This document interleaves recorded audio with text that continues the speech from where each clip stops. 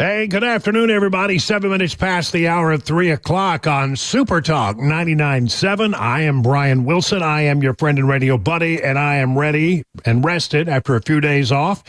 Thanks to Chris Hand and to our good friend Matt Murphy for filling in on my days off. It was good to catch a little breath and put our head down between now and the election. I don't think I'm going to be gone as far as I know, not going to be gone any days between now and the election. Except I got to take one day. Yeah, and I know you'll forgive me, but you only have one 50th high school reunion. Can't miss that. You can't miss that. Yeah, you got to do that, brother. And besides that, when I was at the last live remote we did, I talked a guy out of a big black cat head. It's like a mascot would wear.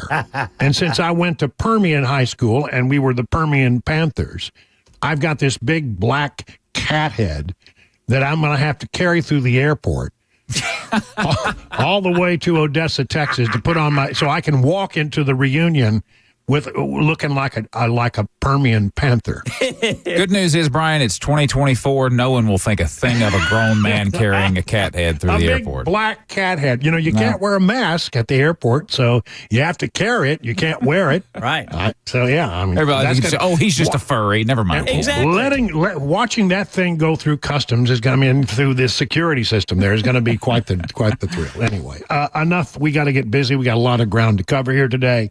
Let me talk, I guess, first of all, about a very serious thing, and it is that the Mideast is on fire again. Israeli strikes against Hezbollah targets now in Lebanon. About 350 people were killed. This follows, the constant rocket attacks from Lebanon, from Hezbollah into, parts of Israel. And it's just turning into, again, another tinderbox kind of situation. I just want to point out, none of this would happen. None of this would be happening right now if it weren't for the weakness of the Biden administration. I mean, clearly, the strengthening of Iran during the Biden years is what is really fueling all of this. Because, look, the Hezbollah, the Hamas, the Houthi rebels, the three H's I like to call them, they are emboldened, and they are supported by and funded by Iran. Back during the Trump days, Iran was broke. Iran had no money. Iran didn't have the money to fund all this extracurricular activity in the region. And as soon as the Biden administration gets in, all of a sudden they're able to, because of the changes in policy, actually gin up money. And first thing they do is they start supporting these proxy groups like Hamas, Hezbollah, and the Houthi rebels, and it's causing a lot of trouble in the area. And Israel would not have been attacked on October 7th if there had not been, if somebody else had been in office. Anybody but Biden. Biden's universally wrong on foreign policy, and he thinks in his mind he's a foreign policy whiz. He believes that he knows more about foreign policy than anybody else in the world. And yet, every single time he makes a foreign policy decision, it is almost universally the wrong decision. If you want to make good international policy, do the opposite of what Joe Biden does, and you'll come out just right. Because he's never right. He's never right. He wasn't right in Afghanistan, and that led to all kinds of adventurism in the world by the Russians, the Chinese, you name it. He was absolutely convinced that was the right thing to do, and we know what a disaster that was.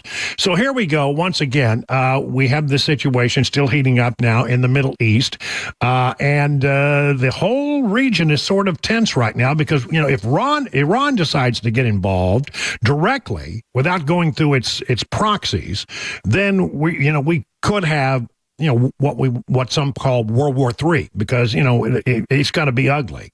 what happens there. Netanyahu defending his actions. I don't think he has to, because I think he's absolutely correct in doing what he needs to do to make Israel secure. For those who have not yet understood, I want to clarify Israel's policy. We do not wait for a threat. We anticipate it.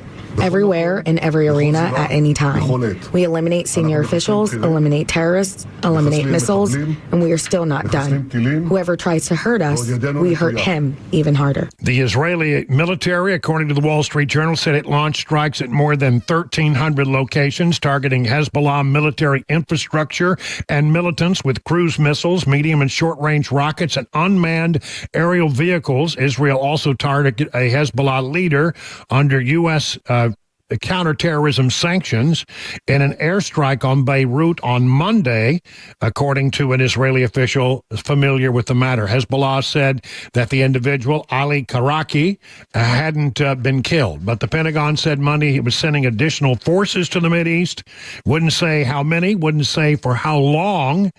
This will be a real surprise to Kamala Harris, who doesn't think we have anybody in harm's way. And as of today, there is not one member of the United States military who is in active duty in a combat zone in any war zone around the world, the first time this century. Well, you know what? She might be, if you really parse that sentence, she might be technically correct, but she's not right, because in general sense, because we have people, I think we have like 40,000 people in the region. 40,000 people who are coming under attack from these Iran-backed proxies on a regular basis. People have died. People are in a hot zone. It might not technically be a war zone, but it's a hot zone. And now we're sending more people. Again, very vague. I've seen one report. I'll get into it here. Let's see. How many are going? Here we go. Pentagon to send more U.S. troops to the Middle East as tensions rise. Here is USA Today. The move with an undisclosed number of troops follows Israeli airstrikes in Lebanon on Hezbollah targets. At least 350 have been killed and wounded, more than 1,000 wounded. 350 killed, 1,000 wounded. In light of increased tensions in the Middle East and out of an abundance of caution, we are sending a small number of additional U.S. military personnel forward to augment forces already in the region, said Air Force Major General Pat Ryder, who is the Pentagon press secretary. For operations security reasons, we won't comment on or provide specific details. There are already, as I said, about 40,000 U.S. troops in the region. The Pentagon has maintained a robust presence there since the October 7th Hamas attack on Israel, hoping to contain the fighting. The new deployment was characterized as an insurance policy by a U.S. official who was not authorized to speak publicly. Given the increased tensions in the region, the move is prudent, but does not indicate U.S. troops were needed for imminent combat. It is the deadliest day in Lebanon since 1990. A barrage of airstrikes on Monday, which hit across Lebanon, southern border with Israel to northern regions near Syria, was the most widespread Israeli attack on the country since last October, with at least 207, well, the new numbers, 350 dead. It was the single deadliest day since the end of the country's civil war in 1990. It is a hot zone. Here's another take on it from the New York Times, talking about how many people might be going. The Pentagon sending additional U.S. troops to the Mideast as tensions continue to rise after Israeli airstrikes against Hezbollah killed at least 350 in Lebanon, Defense Department officials said on Monday. The troop will number, they say, in the dozens. That's sort of a vague number. When you say it'll be in the dozens, is that 2 dozen, 3 dozen, 10 dozen? I mean, come on. How many dozen are we talking about? We'll head to the region to help protect the thousands of Americans who are stationed there. Sounds like it's a supplemental force, but I mean, honestly, they are being decidedly vague about it.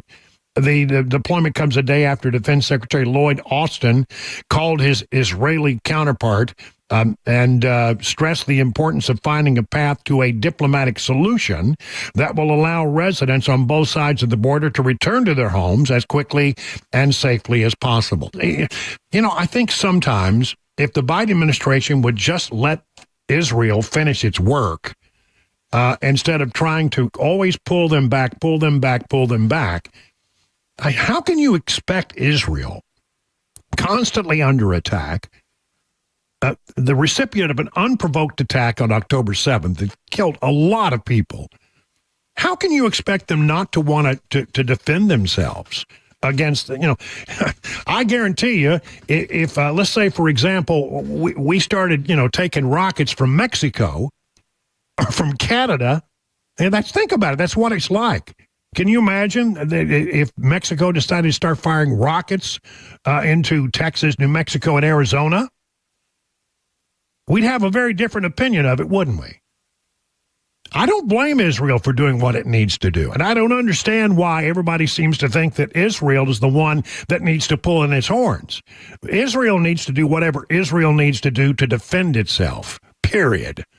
Biden says he's been briefed on the latest. I've been briefed on the latest developments in Israel and Lebanon. My team is in constant contact with their counterparts, and we're working to de-escalate in a way that allows people to return to their homes safely. Yeah, again, they want everything to de-escalate. Okay, well, that's all good and fine, but remember, Israel didn't start any of this. Why is it that Israel is the one that everybody says needs to stop? You know what? If you want them to stop, then it never should have been started by the other side in the first place. Israel has always been a special ally to the United States, our most reliable ally in the Mideast. And we need to be 1,000% behind Israel. And I do not understand this approach that the Biden administration has that says, well, the other side has a point too. No, they didn't start it. When you start a fight against Israel, you got to know that Israel's not going to stop until they have solved the problem. Unprovoked attack. They get to do whatever they need to do to defend their country. Period. Not and why is it? Now everybody's down on Israel. Well, Israel needs to, show, be careful here and not widen this thing. And we're looking for a diplomatic solution. Yeah. Well, you know what? Here's the solution. Don't fire your rockets into Israel. Period. That'll solve the problem. I mean, if you stop firing rockets into Israel and putting people in Israel at risk, then maybe they could stop, taking care of business. But as long as you're doing that, they're going to do what they have to do. And we as the United States should stand 1,000% behind Israel. I don't care if there's kids on college campuses who have a different opinion. They're wrong. Israel didn't start it, but they're sure damn well going to finish it. I think you can count on that. 20 minutes past the hour of 3 o'clock.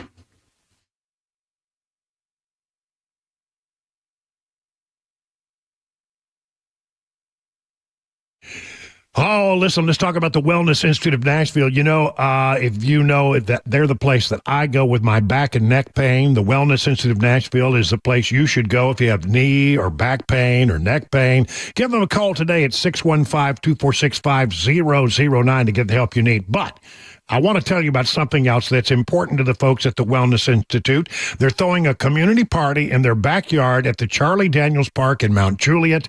The event is free. You heard it correctly, free.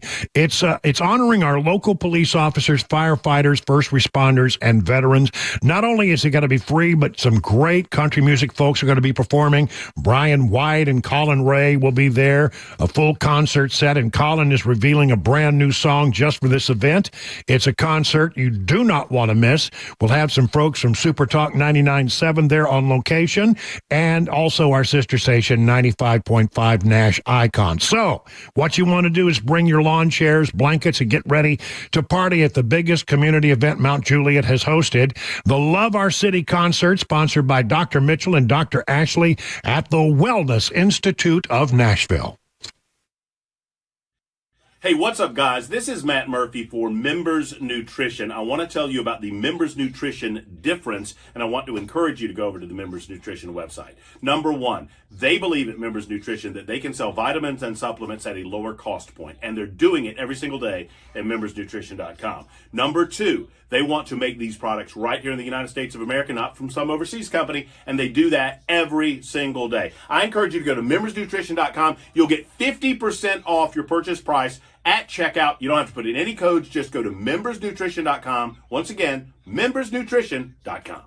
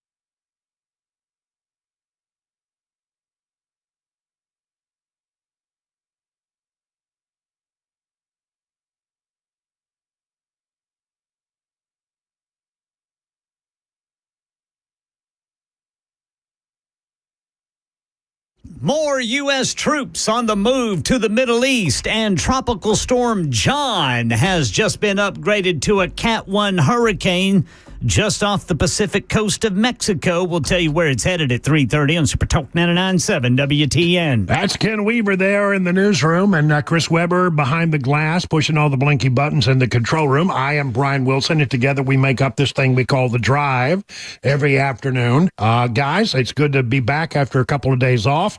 Took the day to sort of, to catch up on some stuff that needed to get done.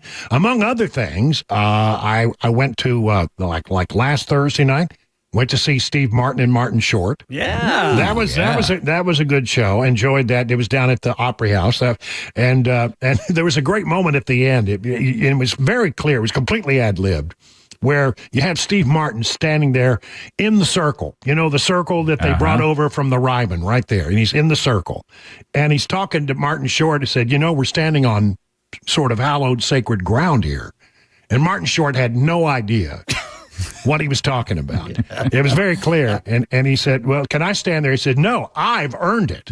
And he, of course, Steve Martin plays a pretty good banjo. So, and he's respected in bluegrass circles. So, I guess he felt like he had earned it.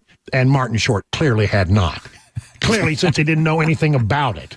But that was a great moment. It was a good show. Friday, caught up with a couple of my favorite people. My agent was in town, and her name is Heather Cohen, but I just call her Cohen the Barbarian. If when you have to have somebody go in and negotiate a contract for you, you want to call Cohen the Barbarian. She knows how to lay the hammer down, does she? Oh, yeah. When Cohen speaks, program directors tremble. No, I'm just teasing. She's a lovely human being. And I caught up with a dear old friend of mine who's sort of a legend in programming, radio programming circles, Mike McVeigh. Caught up with him. Then on Saturday, this was great fun. Went out to the fish fry, John Rose's big fish fry. Congressman Rose those every year. And I got to tell you, it was great to catch up with. Met a lot of people who were, dedicated listeners to the program. But there was a bluegrass band playing there. Excellent. Yeah, and I got to give you the name. You're going to love this. Conspiracy to Kill a Possum. That's get more bluegrass. Okay. Than no, and they're pretty good. They actually were pretty good. But I just thought, now if I were going to have a bluegrass band, that's about one of the coolest names. Conspiracy to Kill a Possum. I'll have to look them up. Yeah. Let's see. So then after that, went over to some friend's house and watched the Vols game and learned how to say Nico Iamaleava. So I got that all day. Wait a minute now. I just saw that. I just heard that, but I also saw your lips not moving when you said it. Iamaleava. What are you talking about? You think I'm cheating here? Nico Iamaleava. Something smells off here. Nico Iamaleava. Oh, you did See, it. I can do it. Yeah. After I hear it about 3 times. Nico Iamaleava. But can you imagine being the sportscaster and you got to do that on the fly?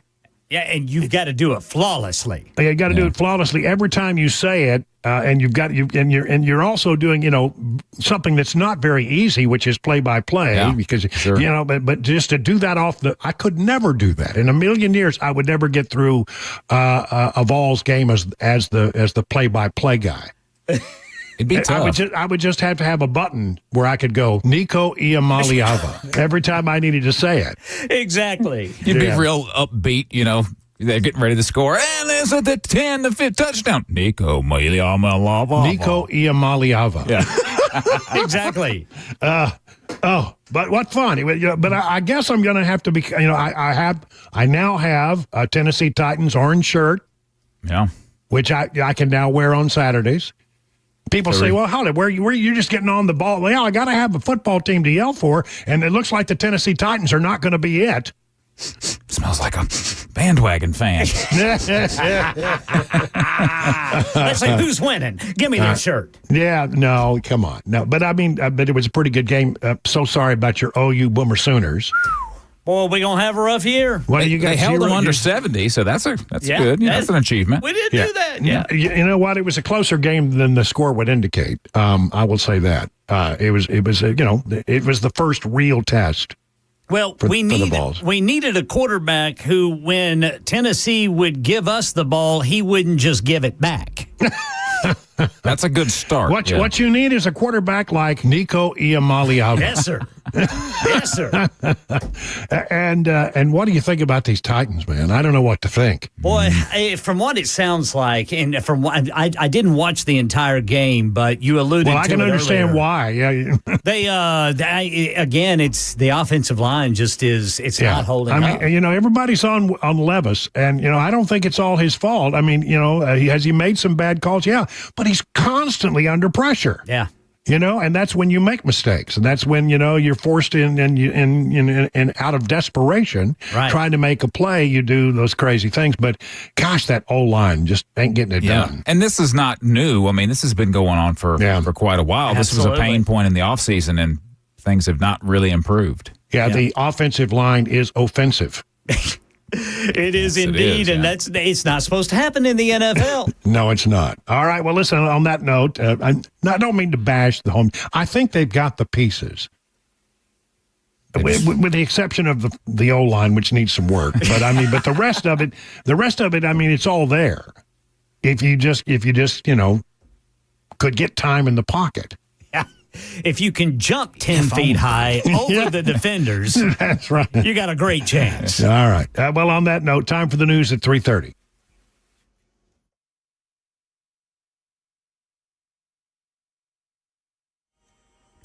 I'm Ken Weaver with your top stories. Radar showing scattered showers in Middle Tennessee. Right now, some of the heaviest rains over Murfreesboro.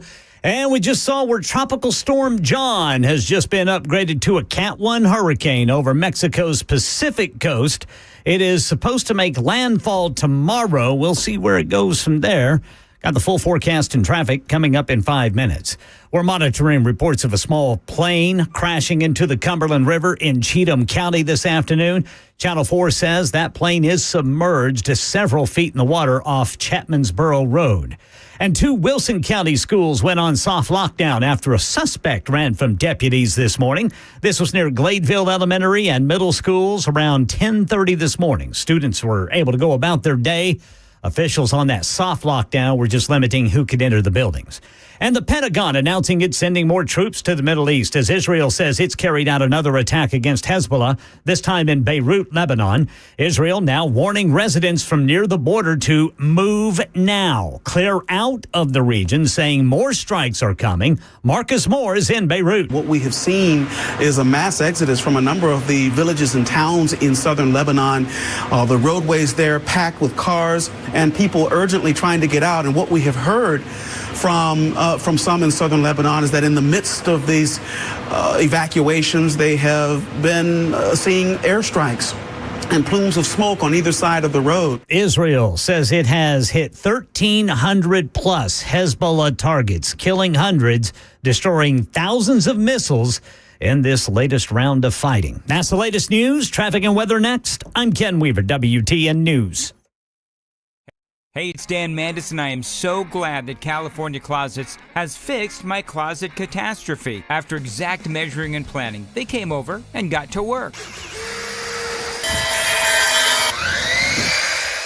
Yeah, once it was all plotted out on their 3D CAD system, the pieces are measured, cut, and precisely installed into my space. It was clean, fast, and professional, and above all, my new closets look and function great. Now, this was my dormer, and now this is my new dormer thanks to California Closets. Look at all of this added space for shirts and shoes, you name it, and it is cut so precisely, simply amazing. And my old closet that has now been reborn as the ultimate in style and functionability, making the best use of the space that I had. They can work on just about anything: bedrooms, garages, home offices, closets, pantries, and so much more.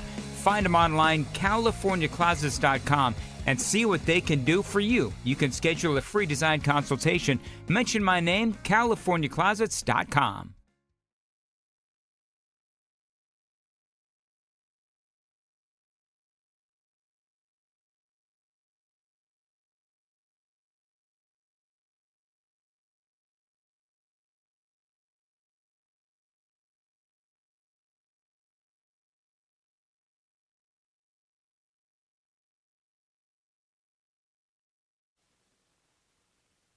Hey, what was it like the last time you were at an auto repair shop? Was it stinky, smelly, greasy old rags lying around a filthy countertop that you wouldn't touch? Another thing that stinks are repair shops that keep your car forever. They're not honest, and they don't call you back when they say they will. If that was your last experience at a vehicle repair shop, it's time to check out Eurofix. They will take the stink out of European auto repair. At Eurofix, you get a free 15-minute no-wrench inspection with an estimate at every visit. No high-pressure sales tactics. At Eurofix, you get a 3-year nationwide warranty and a free loaner car with every repair appointment. Never pay dealer prices. Eurofix now located in Franklin, 100 Oaks, Murfreesboro, Belmead, and Mount Juliet. Call 844-EUROFIX. That's 844-EUROFIX, or visit myEurofix.com. That's myEurofix.com, and tell them your friend and radio buddy Brian Wilson sent you. The guaranteed offer is the easiest way to sell your home. It's really simple. We bring you an all-cash offer. You close in as little as 21 days. No home inspections, no lock boxes, no open houses. Go to markspain.com to get a guaranteed offer and start packing.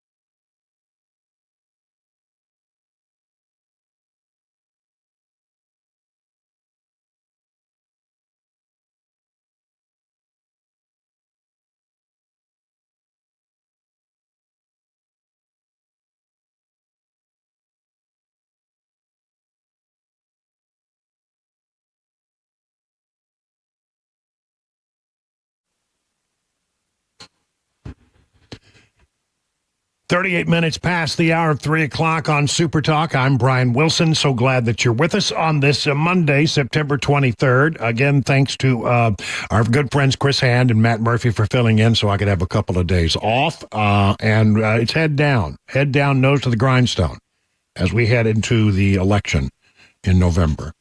Here we go.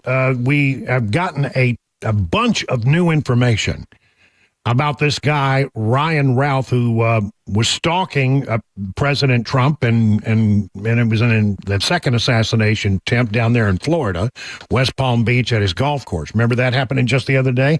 Well, they have now filed additional paperwork, the FBI has. Interesting on that. Ryan Routh apparently stalked Donald Trump for about a month in Florida before he was arrested on September 15th. He was laying in wait with a rifle outside a golf course where the former president was playing, as you know. The filing disclosed that Routh months earlier had given another person a box containing a handwritten letter that said, "This was an assassination attempt on Donald Trump, but I failed you." Routh's cell phone data shows that he traveled from the Greensboro, North Carolina area to West Palm Beach, Florida on August 14th, according to the filing in U.S. District Court in West Palm Beach. But on multiple days and times, from August 18th, 2024 to September 15th, 2024, when he was arrested, Routh's cell phone accessed cell phone towers located near Trump International Golf Course and the former president's residence at Mar-a-Lago in Palm Beach. So he had come down on several occasions, I guess, from North Carolina, and so his phone was pinging the cell phone towers there at the golf course and near his house in Mar-a-Lago, which, about 4 minutes apart as you drive. But it seems to me that people were wondering, well, how did he know to be there? That's the big question. How did he know to be at the golf course? It was a lucky guess based on his observations of what Trump did when he was in Florida. It was not unusual for Trump to go play golf on a Sunday. When he was at Mar-a-Lago, he would just go over to his nearby course and play a round of golf. It was often, sort of womped up at the last minute, as this one apparently was. So it was just a good guess based on his sort of a prediction that that's what he sometimes did. And it's very clear this guy had been down there checking him out to find out what he did when he was in Florida. When he was arrested after fleeing his hiding spot just outside the golf course, we have learned in new filings from the FBI, Routh had in his possession a handwritten list of dates in August, September, and October 24, and venues where the former president had appeared or was expected to be present. This filing was made by prosecutors in support of their request that the judge order the 58-year-old Routh held without bail when he appears on court on Monday. Routh is charged with possession of a firearm by a convicted felon and possession of a firearm with an obliterated serial number.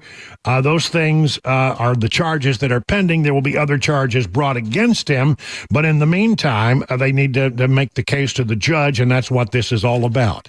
But it's this letter that is getting so much attention, and I'm a little... Well, let me just go ahead and tell you what the letter said. First, I'll tell you, then I'll tell you why it bothers me. Man suspected of assassination attempt against Trump left a letter detailing his plans, prosecutors say. This is from CNN. The man who authorities say sat with a rifle in the trees where Donald Trump was golfing earlier this month, West Palm Beach, Florida, previously wrote a letter stating that, quote, "This was an assassination attempt on Donald Trump," according to a new filing by federal prosecutors. A witness told investigators that Ryan Wesley Routh had dropped off a box at his home months before, which contained ammunition, a metal pipe, miscellaneous building materials, 4 phones, and various letters. After learning of the apparent assassination attempt, the witness opened the box. One letter addressed to, quote, "the world" said, "This was an assassination attempt on Donald Trump, but I failed you. I tried my best and gave it all the gumption I could muster. It is now up to you to finish the job, and I will offer $150,000 to whomever can complete the job." Trump ended relations with Iran like a child. Now the Middle East has unraveled. Now, that's what he said in the letter. Isn't it just a little interesting, though? I mean, let me stop. I'm glad we have this information. And I understand why they needed to file this, because they needed to convince the judge to keep this guy behind bars. But you know what? That was going to be a very hard sell to the judge, given everything that we know. But they released this letter to make it a stronger case. Isn't it interesting that you have a guy here in Ralph? He's still alive. He's in jail. And the FBI releases the letter. A letter that sort of gives some explanation as to what he was doing. A letter that gives you some insight into his thinking. But compare and contrast that with what happened with the Covenant shooter. The FBI, we don't have a live suspect who's going to face trial. There have been no charges brought in that particular case, but in that particular case, the FBI was dead set against releasing anything from the writings of the shooter. Why do they, in this particular case, think it's in their interest to do so, but in the Covenant case, when you didn't even have somebody who was going to face trial, they thought it was not in their interest to do, though? I have a hard time understanding the logic of all that. Why is one okay and the other not? But that said, this whole letter and what we now know of the guy's history tends to suggest to us that this guy had been stalking Donald Trump for some time. Clearly he's a whack job. He's got a screw loose. There's something not right with the guy. He left a box, which I guess was never going to be opened unless something happened. I mean, I guess the box was just, hold this for me, is the way it seems to be. I'll come back and pick this up later. Just hold on to this to me. And then when he got arrested, the guy said, maybe I should look and see what's in that box. And they did, and contacted the FBI. Tells you a lot about his thinking. He'd been thinking about this for a very long time. And when people say, well, there had to be a conspiracy here because how in the world could he have known to have been at the golf course? He knew his habits. He knew Trump's habits. Trump, when he goes home and has a weekend in Mar-a-Lago, a lot of times he goes over and plays a round of golf. It's not that hard to put together. So that's all that. Now, let's go back to the first assassination attempt. And we had since I was gone on Friday, let me play this for you again. The acting director of the Secret Service admitted that, the Secret Service had made many mistakes. The Secret Service did not give clear guidance or direction to our local law enforcement partners. There were communication deficiencies between law enforcement personnel at the site. For example, the Secret Service did not co-locate its security room with local law enforcement.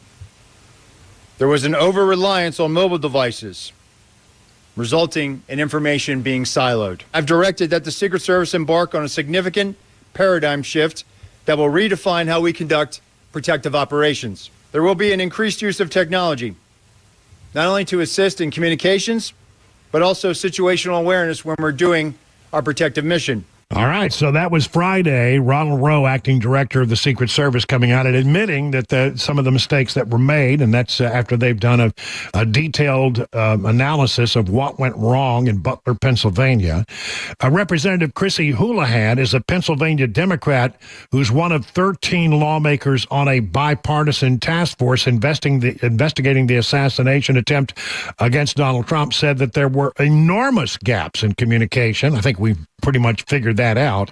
In terms of people texting information to each other rather than using radio, in terms of people not even knowing that there were two command centers, there were huge gaps. She said this on Face the Nation. And there were some gaps, frankly, in a kind of culture and people being relatively lax in the way they communicated with one another. And all of these things must be fixed. I really do believe a rare thing is happening with regard to the investigation into these assassination attempts. And that is both Democrats and Republicans are very, very determined to get answers. Because really what's at stake here is the security of everyone that's under Secret Service protection, Democrat and Republican alike. So there doesn't seem to be a lot of games playing going on here. It seems that this bipartisan task force truly being bipartisan, and they're truly all trying to get the answers. And they're not going to stand by and be, have the Department of Homeland Security drag its feet as they have been doing. And I'm very glad to see that is the case.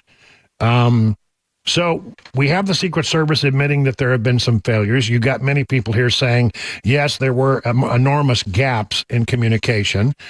Clearly, there were faulty decisions made at the site in Butler, perimeter decisions, and a whole lot of other things that went wrong. I mean, it's almost comical how bad it was, except there's nothing funny about an assassination attempt. Now, add to that, this thing that Matt Gaetz spit out in an interview he was doing with the folks at justthenews.com.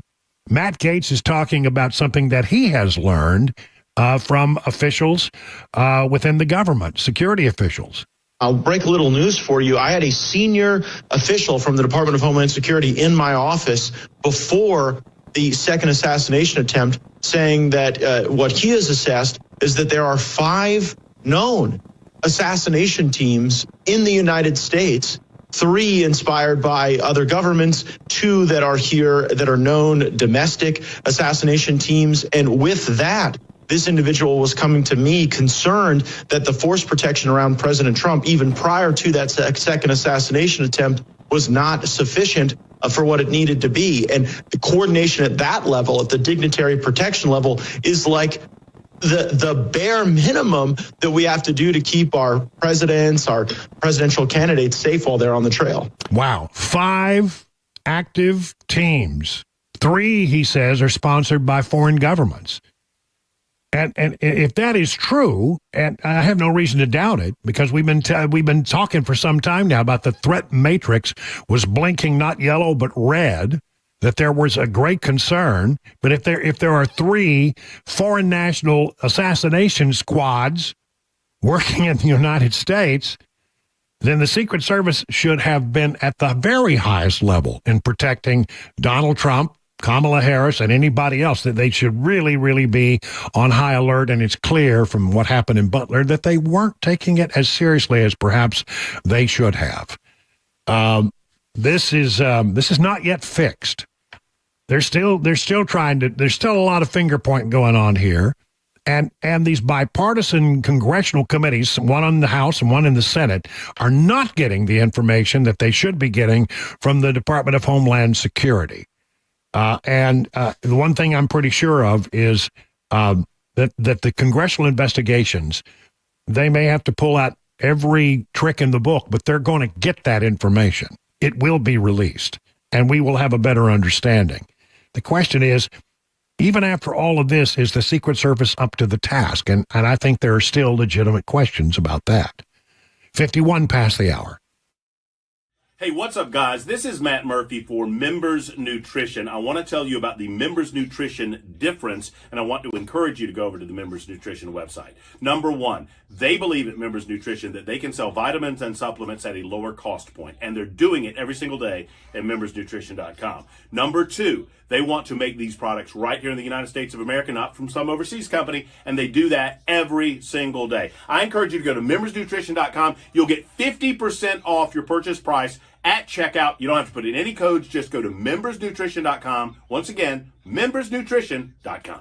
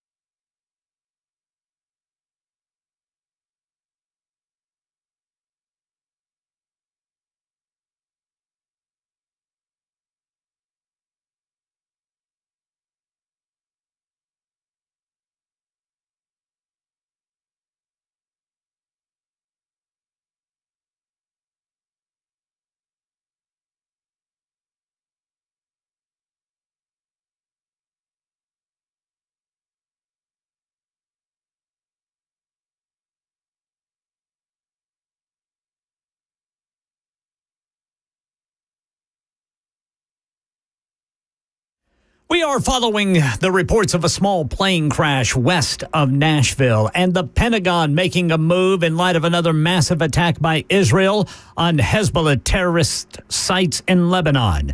These stories and more at 4 on Super Talk 99.7 WTN.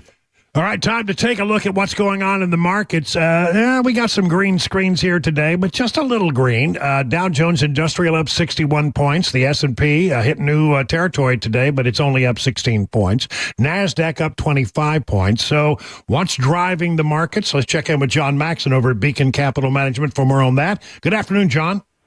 Hey, good afternoon, Brian. Yep, market up just a little bit. Dow and S&P barely set other records, but the market's really still grappling with last week's half-point interest rate cut. There were a couple of Fed presidents came out today, and oddly enough, they actually left it open to large interest rate cuts in the future. Most people believe they favor a quarter point, but they did leave that on the table. And one of the things that was really interesting is that they noted that the rates where they're at still are having a pretty heavy weight on the economy.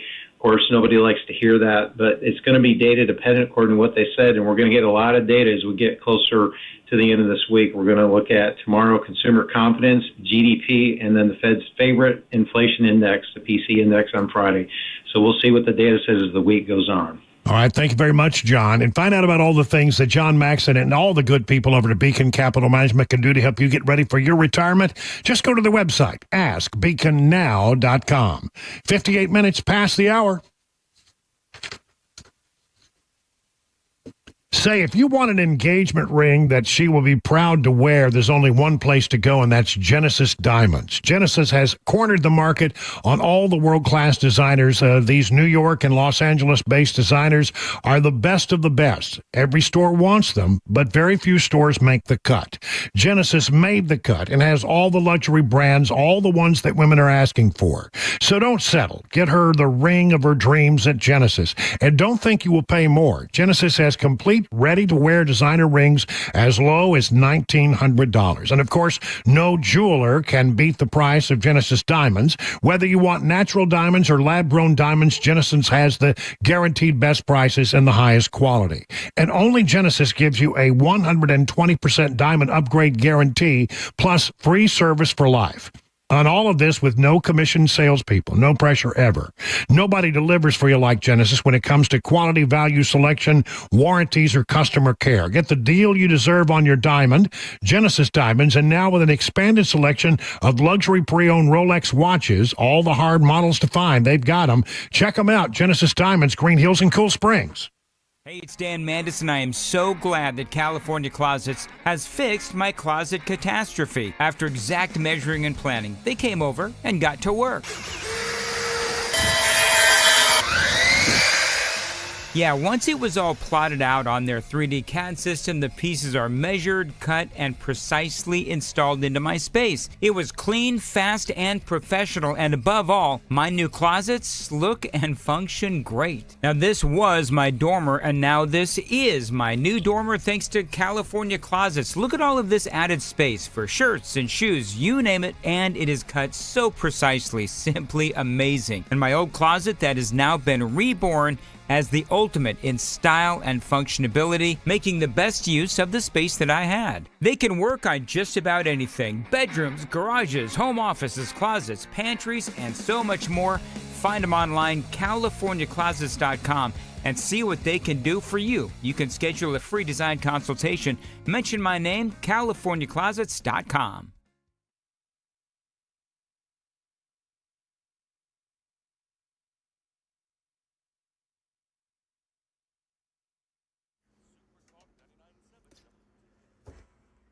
It's 4 o'clock on the dot this Monday afternoon. I'm Ken Weaver with your top stories. We've got some scattered rain out there across Middle Tennessee. Some of it is heavy in places. Looks like Clarksville's about to get some of that heavier rain. And we'll get you the full forecast and traffic coming up here in 5 minutes. We're also following reports that one person died after a small plane crashed in Cheatham County this afternoon. Reports were that the plane was submerged in the Cumberland River near Chapmansboro Road. Right now, you got a number of first responders there on the scene. Well, the Pentagon announcing it is sending more troops to the Middle East as Israel says it has carried out another attack against Hezbollah, this time in Beirut, Lebanon. Israel now warning residents from near the border to move now, clear out of the region, saying more strikes are coming. Here's Marcus Moore in Beirut. We've also seen a lot of traffic and long lines for gas as people are trying to get ready for what may come next. People here have been on edge for weeks, and it just got worse today. New details about the man suspected of trying to assassinate former President Trump last week. A judge today ruled that 58-year-old Ryan Routh will stay in jail until his trial. ABC News legal contributor Brian Buckmeyer on whether the new evidence in a letter allegedly written by Routh apologizing for failing to kill Trump is enough to charge the suspect with attempted assassination. When you think of the concept of attempt, it's two parts. It's intent with substantial step. The intent is coming from this letter. All the information we're getting it very clear what his intent was. But when it comes to attempt, the substantial step is probably one that's going to be argued. And so the question becomes did he take a substantial step in purchasing the firearm, posting up for 12 hours, sitting there when Donald Trump was not in view? He did not get a clear shot. He did not take a shot. I think that's where it's going to come down to say that wasn't an attempt. Here in Middle Tennessee, Nashville, where about 93 people die in crashes involving vehicles every year, Mayor Freddie O'Connell and other officials preparing to hear from the public at a panel discussion on Vision Zero, which are ways to prevent deadly crashes here in Nashville. Channel 4 says tonight's discussion will include a short documentary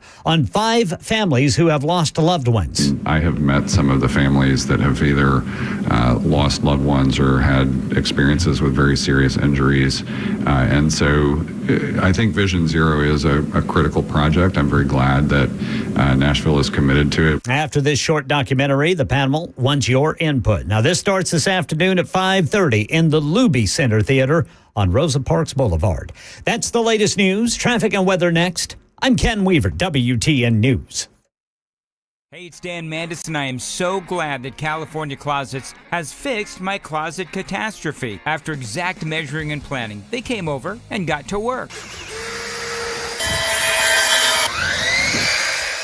Yeah, once it was all plotted out on their 3D CAD system, the pieces are measured, cut, and precisely installed into my space. It was clean, fast, and professional, and above all, my new closets look and function great. Now, this was my dormer, and now this is my new dormer thanks to California Closets. Look at all of this added space for shirts and shoes, you name it, and it is cut so precisely, simply amazing. And my old closet that has now been reborn as the ultimate in style and functionability, making the best use of the space that I had. They can work on just about anything: bedrooms, garages, home offices, closets, pantries, and so much more. Find them online, CaliforniaClosets.com, and see what they can do for you. You can schedule a free design consultation. Mention my name, CaliforniaClosets.com.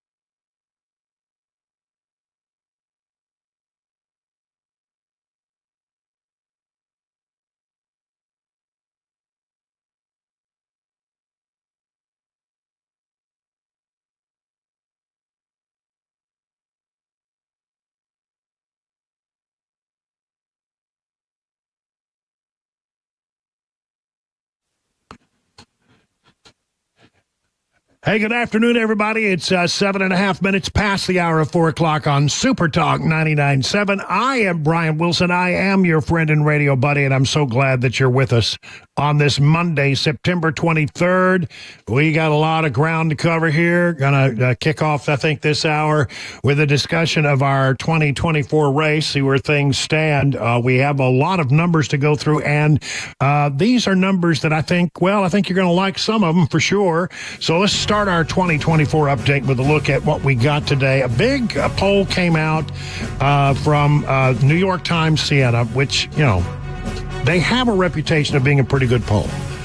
And this is good news for Trump. Okay, you ready? He's doing well, according to the New York Times Siena poll, in Arizona, where he's up over Harris by 5. In Georgia, where he's up over Harris by 4. Bit tighter, but he still continues to lead in North Carolina. These are all battleground states and very important. So Trump in Arizona +5, Georgia +4, North Carolina +2. The New York Times Siena poll says overall nationwide, they've got it as a tie. That's the general election number. The general election numbers, though, are all over the place. I don't know what to think about them except to say this. CBS News, Harris up by 4. NBC News, general election number, Harris up by 5. Fox News, Harris up by 2 in the general election number. But the New York Times says it's a tie. Look, here's the thing. You don't need to worry too much about the general election number. And I will say this, when you look at where Harris is, and you compare it to the last time Trump won, which was 2016, Hillary Clinton was way ahead of where Harris is, and she still lost. So, and Biden, and Trump won.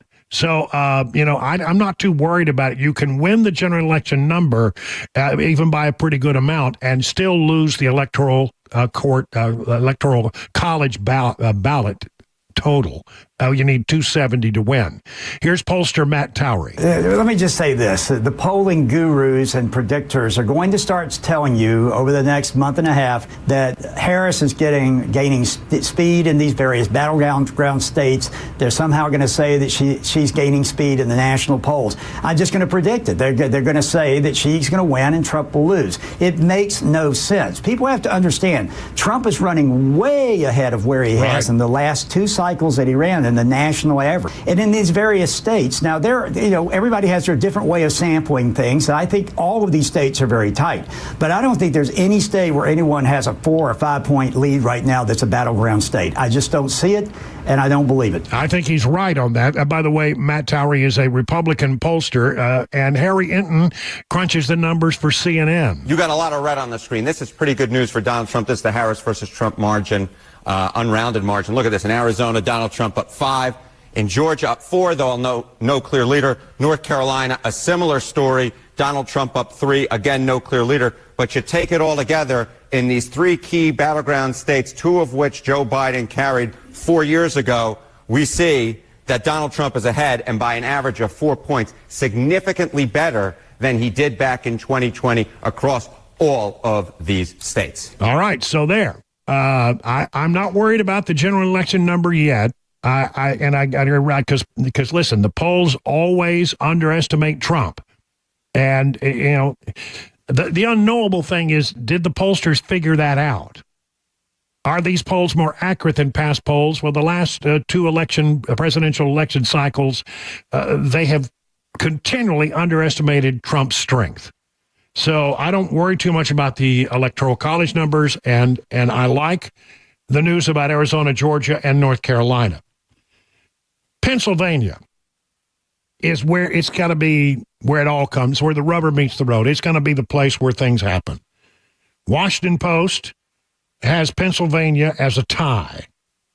The Marist poll, which usually leans very heavily Democratic, has the Pennsylvania race between Trump and Harris at a tie.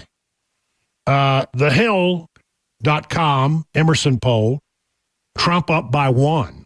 So though, it's pretty tight in Pennsylvania. Now, there are a couple other polls out there that I think may be outliers. Franklin Marshall, I don't know much about that polling organization. They have Harris up by 3. The New York Times, it's hard to believe that on a national level, they think that it's a tie, but they have Harris up by 4 in Pennsylvania. I think those are outliers. I don't know. I can't say for sure, but it just feels wrong. I think that the polls, the 3 polls that show it basically a tie, are right. And again, remember, pollsters traditionally underestimate Trump. So if it's at a tie and you're underestimating Trump's strength in the polls, then we may be okay. But look, there's just, honestly, I look at it and I look at it and I look at it, and I keep coming back to Pennsylvania. Whoever carries Pennsylvania will very likely win the whole shebang. So everything is coming down, as it usually does, to one state, and this time it's Pennsylvania for sure. Here's a story about the undercounting of Trump. Democrats fear that pollsters are undercounting Trump. Senate Democrats are worried that once again undercounting the Trump vote and say Vice President's slim lead in battleground states, especially Pennsylvania, is cause for serious concern. After getting shocked by Hillary Clinton's upset loss in 2016 and surprised by then-President Trump's stronger-than-expected performance in 2020, Democrat lawmakers are bracing themselves for another election night surprise. They hope that Harris can overperform the polls herself by driving young voters and Black and Latino voters to the polls in big numbers, but acknowledge that whether a larger-than-expected pro-Harris coalition emerges is an untested hypothesis.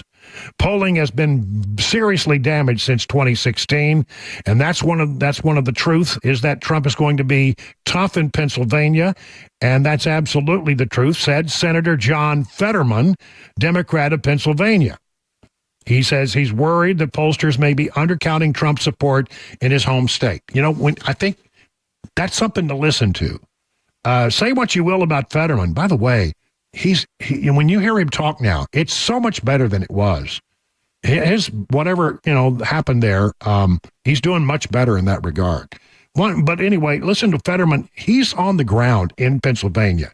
He's got his finger on the pulse of his home state, and he's worried, clearly worried. And I think Democrats have a good reason to be concerned because, as I say, they have a history of undercounting Trump. This story from the Daily Fetched. Washington Post suddenly warning voters to expect delays on election night. Left-leaning news outlet The Washington Post now warning voters to prepare for potential delays in learning the final results on election night. According to the Post, the complex landscape of mail-in voting, the volume of ballots, and state-specific regulations could result in a repeat of the 2020 election. It goes on to add that voters may experience an intense wait in key battleground states like Pennsylvania and Wisconsin. The article also highlights crucial swing states which could ultimately decide who wins the election, could see a delayed vote counting process. Election officials are now warning that results could take days to finalize. Another factor affecting potential delays is the restriction on processing mail-in ballots in Pennsylvania and Wisconsin due to prohibiting the counting of mail-in votes until after the polls close. The rules could create a bottleneck effect in urban centers where a high volume of mail-in ballots is expected. Staffing has been ramped up to handle the influx of ballots, and the Post is now saying, well, you need to be patient, because there's a meticulous process in place, and it could take a while. I agree. I actually agree. I think we're not going to know the outcome of this election on election night. But I don't like the fact that we can't get a process in place where election results can't be counted in one evening. It's not, because when it drags on, things happen. And I fear that the longer it drags on, the more opportunity there will be for shenanigans. Especially now, look, I'm not I'm not one of these guys who goes out and makes the case that, the whole system is crooked. I think parts of the system are indeed crooked. And the one place that I've always had a real concern about is Philadelphia. Things happen in Philadelphia. I don't think that the process in Philadelphia is at all above board and honest. I really don't. And the longer you delay the final results in Pennsylvania and they drag this thing out, well, I suspect that you give greater opportunity for some shenanigans to Philadelphia to find the votes they need. How many votes do we need? Well, let's go find them. Man, I'm telling you. But I think the Post is right. I don't think we're going to know the day of the election. I don't think we're going to know the day after the election. I'd be real surprised if it's finally to resolve within a week.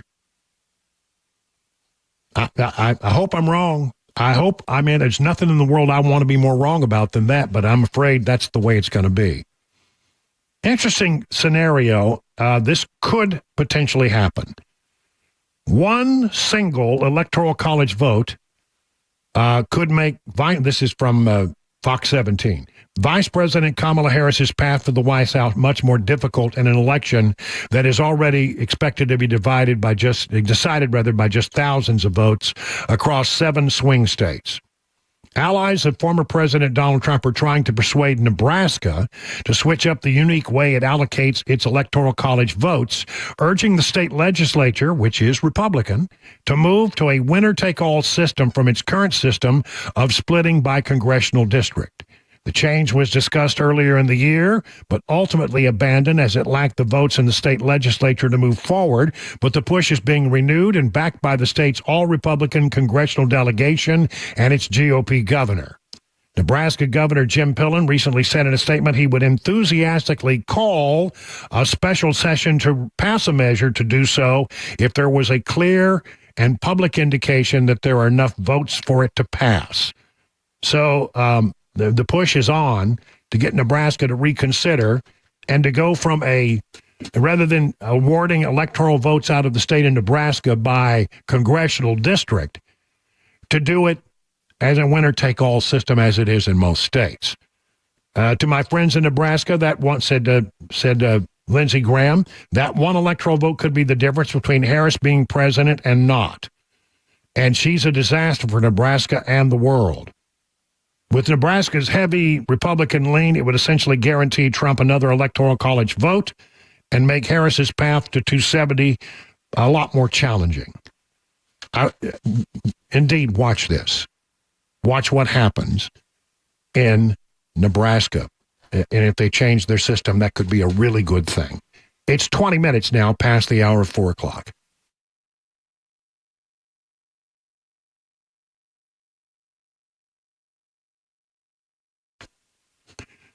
Oh, let's talk about my friends over at DT McCall's, a company that has been in Middle Tennessee as a family-owned business for more than a century, more than 100 years.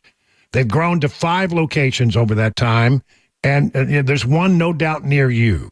So if you need something for your home, maybe it's furniture, maybe it's an appliance, maybe it is a mower. Like, for example, my Cub Cadet mower that I got at DT McCall's, which is a beast of a mower, and I love it. I mean, you need a big screen TV, you need a bedroom suite, whatever it is that you need. You need a sofa, you need a couch, you need some recliners, whatever it is you need, you're going to find it at DT McCall's, and you're going to go there and you're going to see a lot of stuff to actually touch. You know, you can touch it, you can feel it, you can sit on it, you can find out, the thing that you really want for your home. I love that because Cabana wife and I went there and we were absolutely, not in agreement on what kind of couch we wanted. But we found one within seconds of arriving at DT McCall's because they have such a great selection. So listen, when they give you a price, it'll be an honest price, no upcharge for delivery, setup, or haul away of the old thing.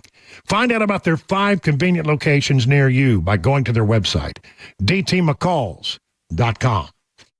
The guaranteed offer is the easiest way to sell your home. It's really simple. We bring you an all-cash offer. You close in as little as 21 days.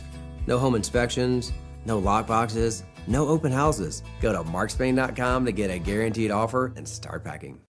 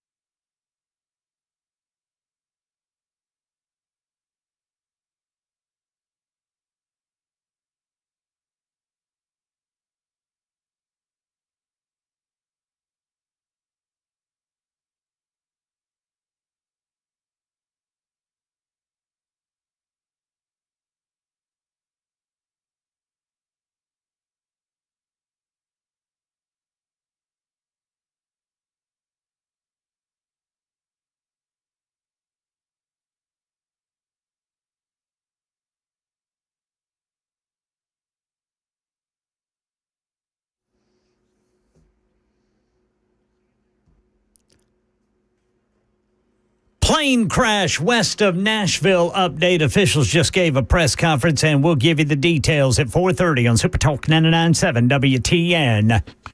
It's 25 past the hour. Brian Wilson in the chair. That's Ken Weaver in the newsroom, and there's old Chris Webber in the control room. Good old Chris Webber. Oh, Chris Webber. Oh, Chris Webber. He's old. What I do now? The youngest guy on the team. We're calling him old. Yeah. Well, listen, nothing. You do nothing good. but except excelling at what you do. Yes, sir. Oh, thank you. Yeah. Hey, Elon Musk. I'm fascinated by this guy. And I saw this story. I thought, this is really interesting because I never would have thought of it this way.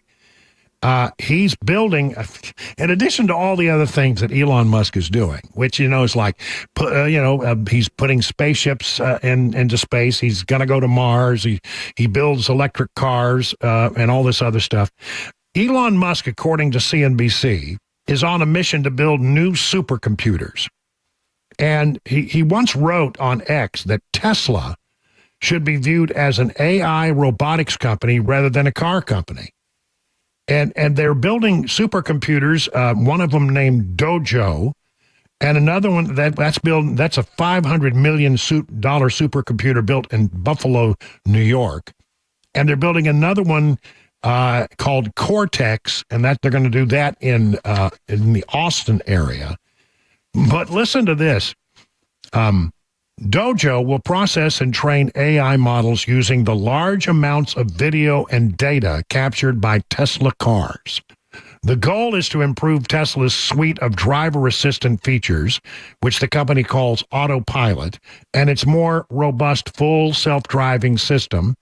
Subscriptions to the full self-driving system cost about $99 a month and include automatic lane changes, automatic parking, automatic stopping for traffic lights and stop signs. And what they have sold, they've sold some 5 million plus cars. I mean, you can't get on the road without seeing a bunch of Tesla cars. But listen to this. This is where it caught my attention. Each one of those cars typically has 8 cameras on it.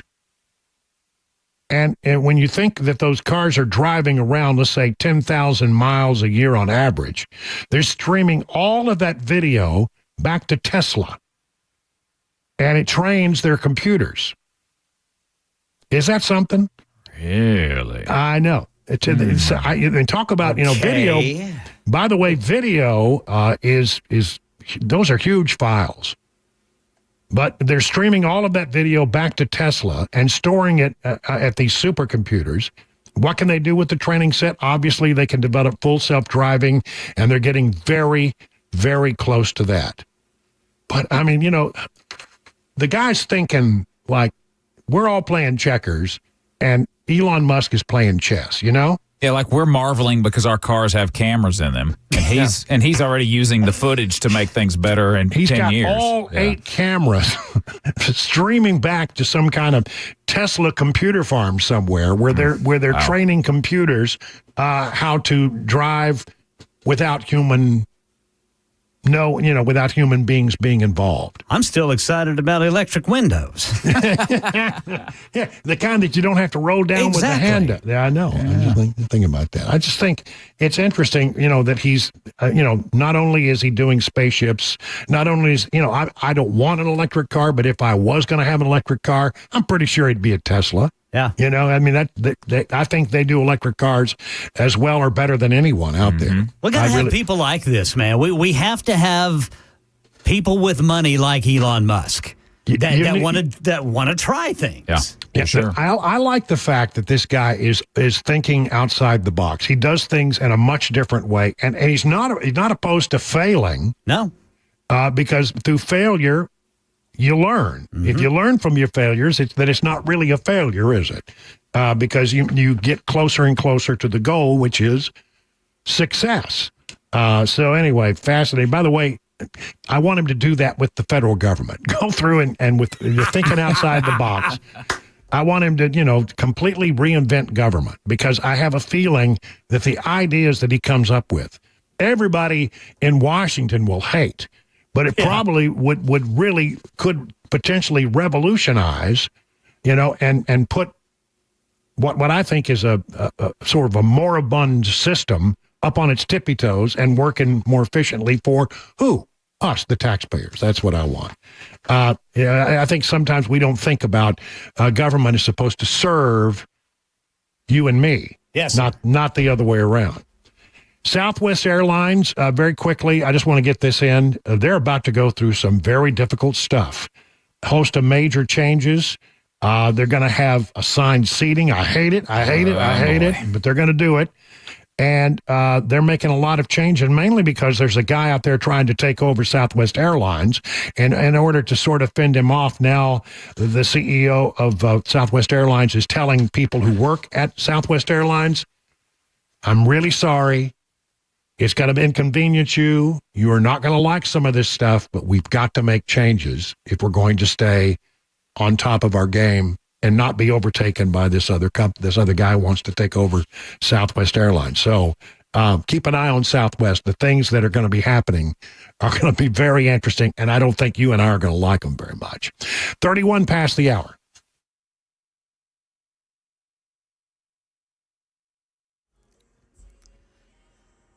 I'm Ken Weaver with your top stories. We've got the full forecast and traffic coming up in 5 minutes. Got a plane crash just west of Nashville under investigation. This is in the Cumberland River. Officials just gave a news conference at the scene near Dyson Ditch in Cheatham County. We did find a single-engine plane turned upside down in the water here, a good ways back from where we're standing now.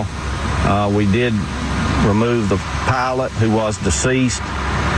We don't know the cause of the crash. FAA has been contacted. They are driving from Atlanta right now and will be here in the next 5 or 6 hours. Yeah, no idea where the plane took off from or where it was headed.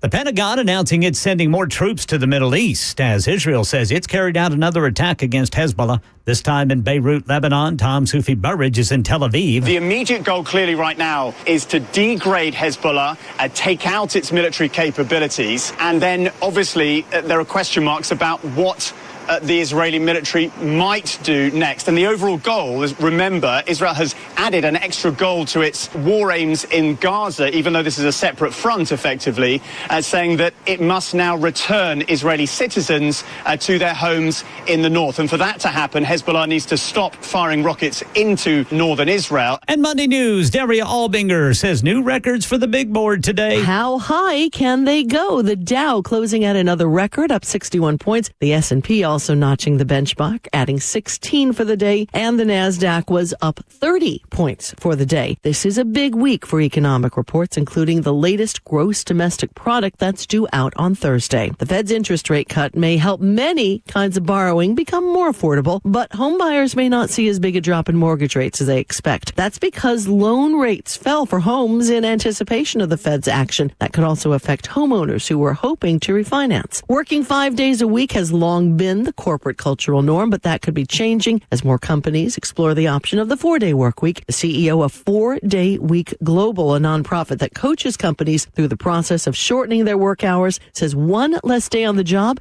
improves physical and mental health and maybe even productivity. That's the latest news, traffic and weather next. I'm Ken Weaver, WTN News. Hey, what's up, guys? This is Matt Murphy for Members Nutrition. I want to tell you about the Members Nutrition difference, and I want to encourage you to go over to the Members Nutrition website. Number one, they believe at Members Nutrition that they can sell vitamins and supplements at a lower cost point, and they're doing it every single day at membersnutrition.com. Number two, they want to make these products right here in the United States of America, not from some overseas company, and they do that every single day. I encourage you to go to membersnutrition.com. You'll get 50% off your purchase price at checkout. You don't have to put in any codes. Just go to membersnutrition.com. Once again, membersnutrition.com.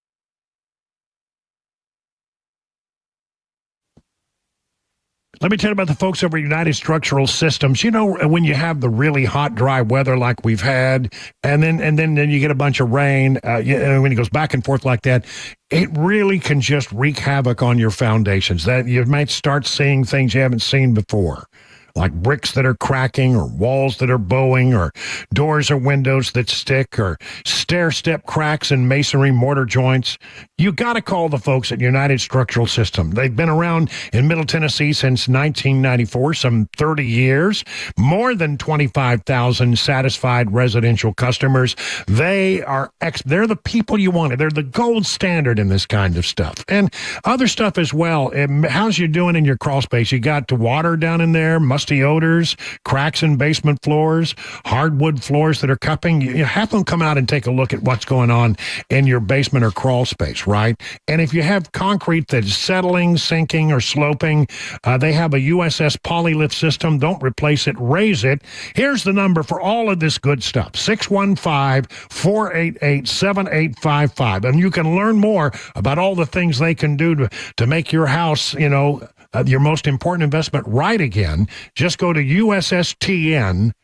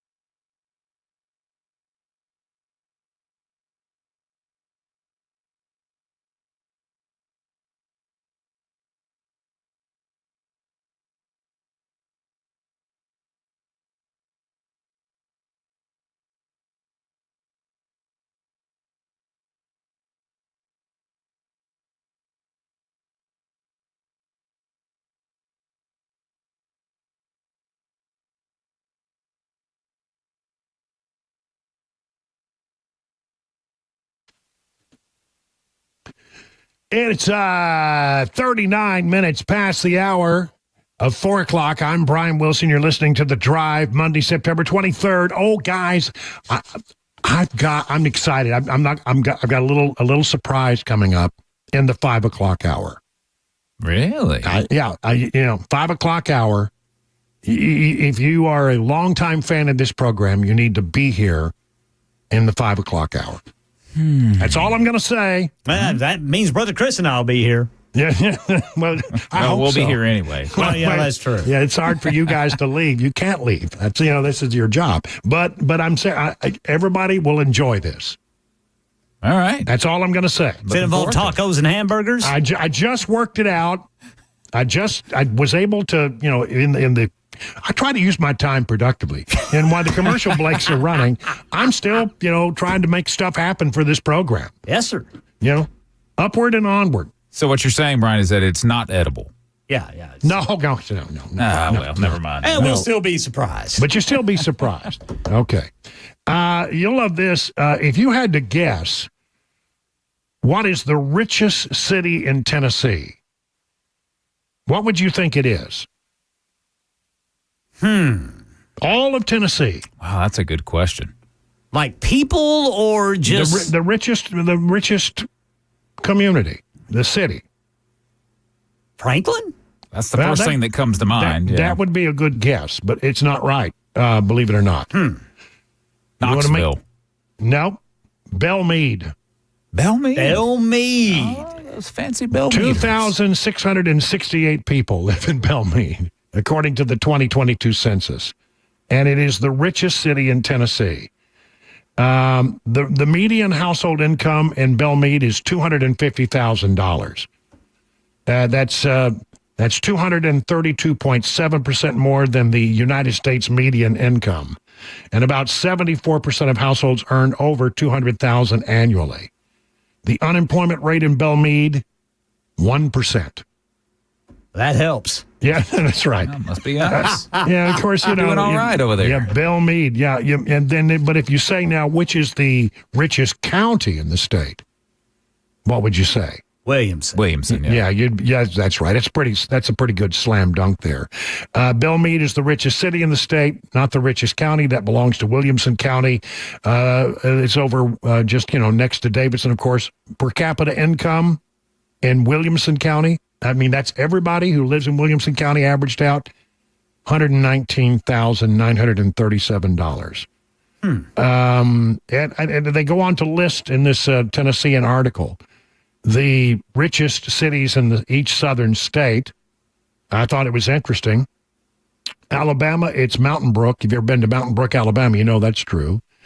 Arkansas, it's Goshen. Palm Beach in Florida. In Kentucky, a town called Anchorage. I don't know where that is, but it's the average median household income is $202,000, almost $203,000. Belmead in Tennessee, Hunters Creek Village in Texas.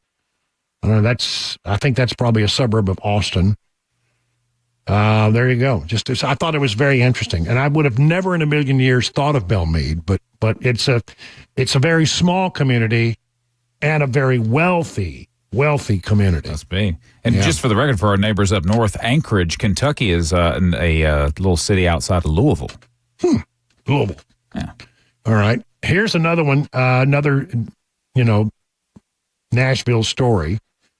We love our Batman building here. And we've talked about this before. The Batman building is, I think, 30 stories high. But they're about to build one that will be almost twice as tall as the Batman building. Can you believe that? This is the new Paramount Tower. Officially began construction last month and will transition Nashville's ever-changing skyline, standing at 750 feet tall, 60 stories. It will become the tallest building in the city by quite a bit, actually. It will have 360 apartments, 140 condos, 517 space parking garage, A variety of amenities, including fitness centers, lounges, co-working spaces, and a pool with a terrace. Where's that pool going to be? On the top. Yeah, wouldn't that be something? That would be quite the view.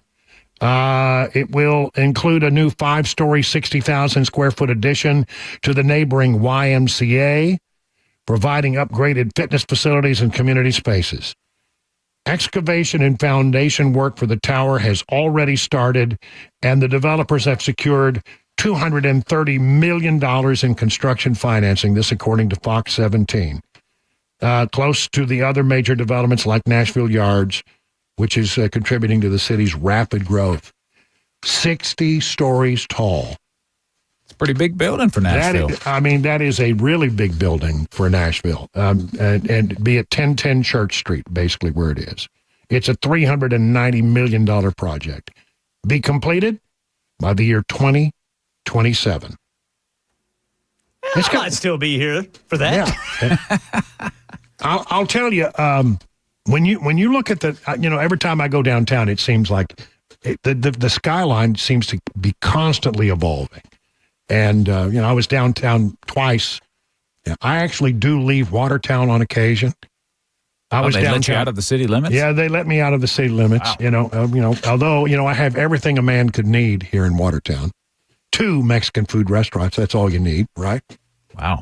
But I was downtown a couple of times, and it's I'm constantly amazed at how the skyline of Nashville changes so dramatically. Just about every time you go downtown and take a look. Wow. That building wasn't even here last time I was, It's just amazing. It's like a new building almost every week. It seems like it really does. Hey, what happened to the strip club? I mean, that building that was there. What was that? I forget. I don't know. Right. And then you have talked about the hurricane that's over in the Pacific, but we probably going to have a hurricane hit the Gulf this week. It looks like to me, if the cone of uncertainty, that's what I like to call it, is right, and the what they call the spaghetti models are correct, Apalachicola is going to get hit by a Category 3 hurricane. That's sort of the prediction right now. It's still early, but they're talking about it arriving on the coast as a Category 3 by 5 p.m. on Thursday. And then the question is, well, what does it do once it gets into the interior? And it looks like it's going to be over Nashville by 8 p.m. Friday. The remnants of it. Rain.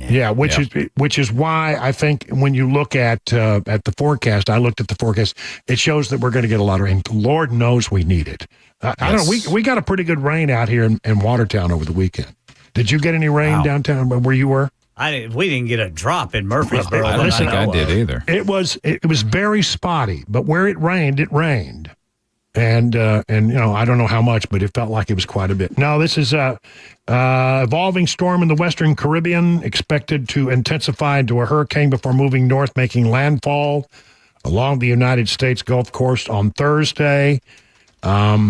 Residents along much of the Gulf Coast need to complete preparations for the hurricane. Now, 3 is, that's a sizable hurricane. Everyone along the Florida Panhandle, the Big Bend region, need to be prepared for hurricane impacts. So these folks know about this down there, but I got to tell you, I used to watch this stuff a lot more closely because I had a property right on the beach in the Gulf. Now I no longer own that property, but I know that area so well. Everything from Pensacola all the way to Apalachicola is sort of in the cone right now. In fact, the cone runs all the way from Tampa Bay to Louisiana at this point. So, but it looks like all the models are sort of in agreement for a landfall Apalachicola area on Thursday, and then the remnants will move into our area by 8 p.m. on Friday if everything stands as it is right now. But I mean, we need some rain. I'm telling you, it is dry. It is so dry right now. My poor yard is just looking. It's a sight. Mine just gave up. So Yeah, but I'm happy with that because I haven't had to mow it in like 2 months. Well, that's the upside. And you don't have to mow it when it doesn't grow because it's dry or dead. But I prefer a green lawn. And let's get this out of the way. Get the lawn back up where it needs to be, because I got to put out the skeleton. Oh, that's right. Oh yeah. You got to do that with the big helmet and jersey. Yeah. Well, I don't know that we're going to find a helmet. That would be that's a nice idea. Oh boy. Uh-oh. Now You got to go for a 5X helmet.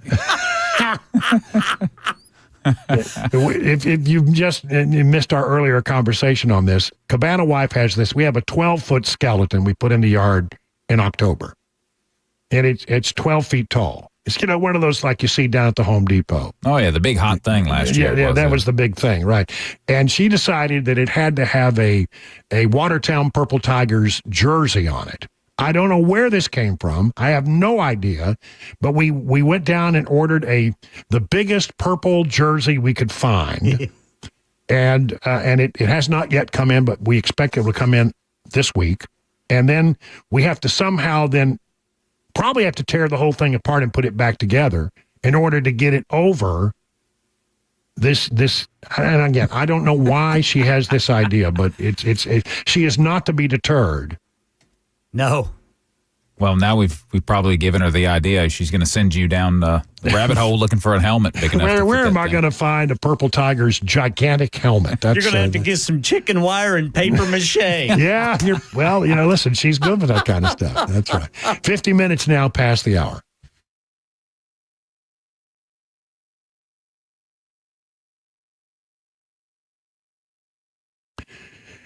Man, I'm telling you, King and Associates Insurance in Brentwood is a company that has been around here for some 25 years as an independent agency, and that is exactly what you want. Here's why. Because, when you go do business, let's say like those companies that sell insurance on the internet, man, they tell you it's convenient, and it's not true. Have you ever tried to reach those people, to actually talk to a human being, someone who can help you? No, it doesn't work that way at all. And they just take whatever product they have and they just say, here, this is it. Take it or leave it.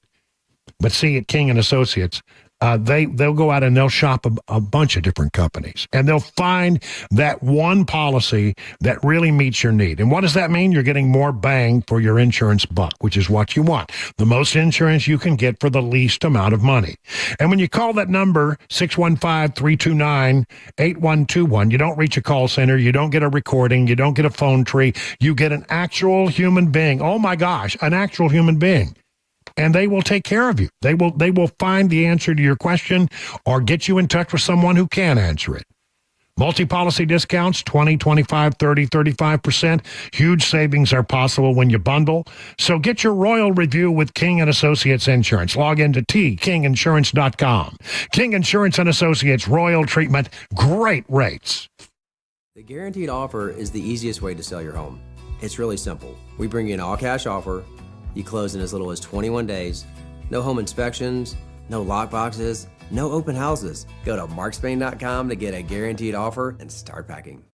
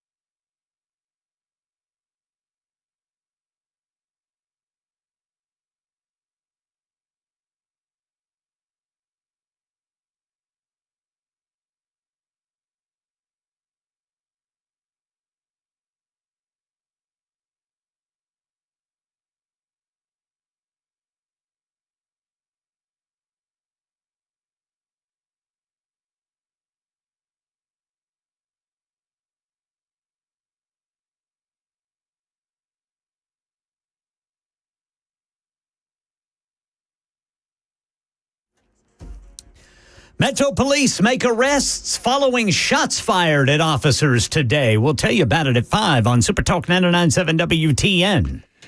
Hey, they say that non-citizens can't vote, but why are so many actually doing that? And why are so many of them on the voter rolls? We'll talk about that also in the next hour, in addition to the Three Amigos at 5:35.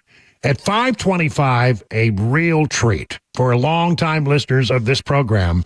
You don't want to miss it. It's all straight ahead after the news at 4:57. It's now time for us to head toward the news and commercial break.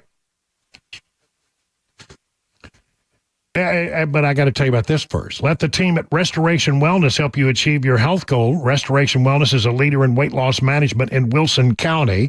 Just call the Restoration Wellness team today, and here's the number, 615-470-8124, or visit them at their website, restorationwellnessmedspa.com, to book a consultation today. Now, my friends Carly and Jamie will take good care of you like you're part of the family. Be part of the more than 1,000 patients who have already seen life-changing results from the weight loss management program there, and I am one of them. It's just great. I'm telling you, it works. Gain your confidence back. Weight loss can increase your energy levels, improve your quality of sleep, enhance your overall health. Customized treatment plans are available. Restoration Wellness considers your unique needs, your lifestyle, and goals. So if your goal is to lose stubborn body fat or improve your overall health, Restoration Wellness will have a solution for you. The newest technology in weight loss management. Learn more at restorationwellnessmedspa.com. Hey, what's up, guys? This is Matt Murphy for Members Nutrition. I want to tell you about the Members Nutrition difference, and I want to encourage you to go over to the Members Nutrition website. Number one, they believe at Members Nutrition that they can sell vitamins and supplements at a lower cost point, and they're doing it every single day at membersnutrition.com. Number two, they want to make these products right here in the United States of America, not from some overseas company, and they do that every single day. I encourage you to go to membersnutrition.com. You'll get 50% off your purchase price at checkout. You don't have to put in any codes. Just go to membersnutrition.com. Once again, membersnutrition.com.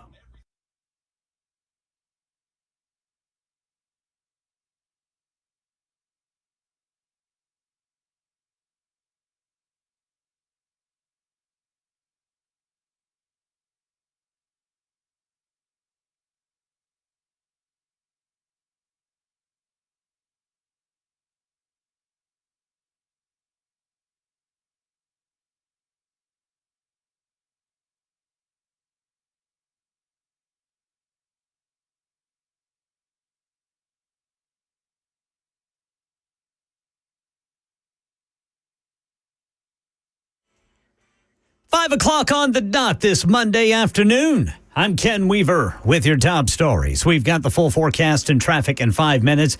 Right now in Nashville, Channel 4 says 4 juveniles are in custody after Metro Police say shots were fired at officers today, and this was at Patricia Drive and Murfreesboro Pike. Then west of Nashville, officials say one person died when a small plane crashed into the Cumberland River near Dyson Ditch. To get to the plane, we actually had to take boats out to get to it. Initial responders on scene were Cheatham County Sheriff's Office, and some of their deputies actually went into the water. It's about 300 or so yards from land to where the plane actually is. They responded, and when they got here, without hesitation, they got into the water to try to make contact to see if a rescue was going to be possible. In this case, it wasn't. So only the one person died, according to officials there at the scene. Agents with the Federal Aviation Administration are on the way up from Atlanta to investigate. The Pentagon announcing it's sending more troops to the Middle East as Israel says it has carried out another attack against Hezbollah, this time in Beirut, Lebanon. Israel now warning residents from near the border to move now. Clear out of the region, saying more strikes are coming. Marcus Moore reporting from Beirut. A number of people reported receiving flyers, and on those flyers it included a warning telling them to evacuate the village that they were in, that Hezbollah activity there is the reason why the IDF was going to be carrying out strikes in those areas, and they urged people to get away immediately. A federal magistrate judge in Florida says the man suspected in what the FBI says was this month's apparent assassination attempt on Donald Trump Trump will remain in jail as the case against him proceeds. That as prosecutors reveal new evidence. Here's Stephen Portnoy. A letter in a box said to have been dropped off at a witness's house several months ago reads, "Dear world, this was an assassination attempt on Donald Trump, but I am so sorry I failed you." It's the strongest evidence yet of a motive, as federal prosecutors aim to build a case of attempted assassination against Ryan Ruth. Prosecutors say cell phone data shows Ruth was near Mar-a-Lago and Trump's West Palm Beach Golf Club multiple times in the weeks leading to his arrest. The 5-day work week is the corporate standard, has been for a long time. Daria Albinger says that may not be the case for much longer. Is it time to put the 5-day work week in the same category as, say, the 3-martini lunch? More companies are exploring the option of a 4-day work week, sometimes with employees working longer hours and sometimes not. The CEO of 4-Day Week Global, a nonprofit that coaches companies through the process, says one less day on the job has been shown to improve mental and physical health, and that can improve productivity. That's the latest news, traffic, and weather next. I'm Ken Weaver, WTN News. Hey, it's Dan Mandis, and I am so glad that California Closets has fixed my closet catastrophe. After exact measuring and planning, they came over and got to work.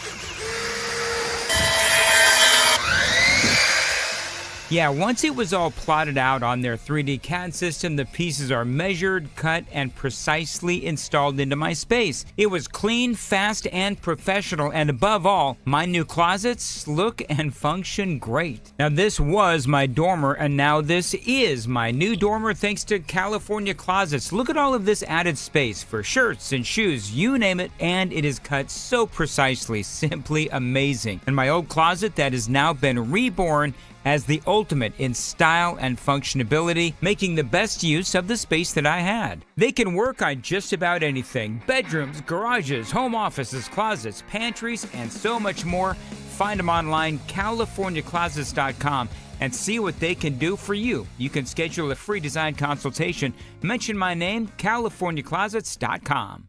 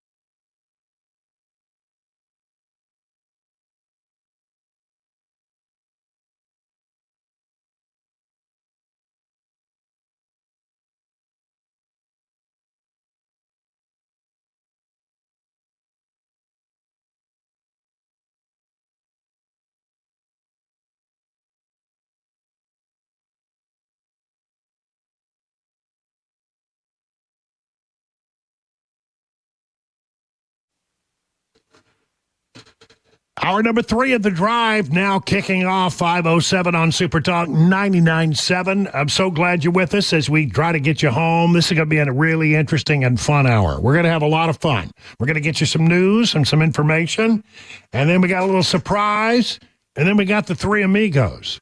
I mean, what is there not to love about this hour of radio? Jam-packed. Must-hear radio. And I can also say Nico Iamaliava. There you go. I've been practicing. Yeah, sure. Uh-huh. Yeah, I can say it at will. Nico Iamaliava. That's the way to go, Brother Brian. It's funny. It's easy to say when those lips don't have to move. You're giving it away. All right, listen, before we get to all of the fun and trivialities, let's talk about some really serious stuff. I mean, there is no state more important in this coming presidential election than the state of Pennsylvania. I think it's a Commonwealth, actually. Commonwealth of Pennsylvania. As Pennsylvania goes, I think so goes the election. That's why this is troubling. Pennsylvania, according to justthenews.com in their article here, based on comments from a guy by the name of J. Christian Adams, who's the president of the Public Interest Legal Foundation. Pennsylvania has been registering non-citizens, and they've admitted it in the past, and they won't do anything about it. Let me just read you what this guy says. Again, his name is J. Christian Adams, president of the Public Interest Legal Foundation, and he's talking to justthenews.com. Pennsylvania has been registering non-citizens by admission. This wasn't some conspiracy on the internet. And they admitted they've been registering non-citizens for 20 years at Penn DOT. That's the Pennsylvania Department of Transportation. And it was a glitch, they called it. They used the National Voter Registration Act to go in and try to get the records of how bad the problem was. And what they found was really quite concerning. The records of how they fixed the problem or allegedly fixed it, and they've been stonewalling us for about 7 years. He explained that the PILF had oral arguments earlier this month before the Third Circuit Federal Court of Appeals in Philadelphia.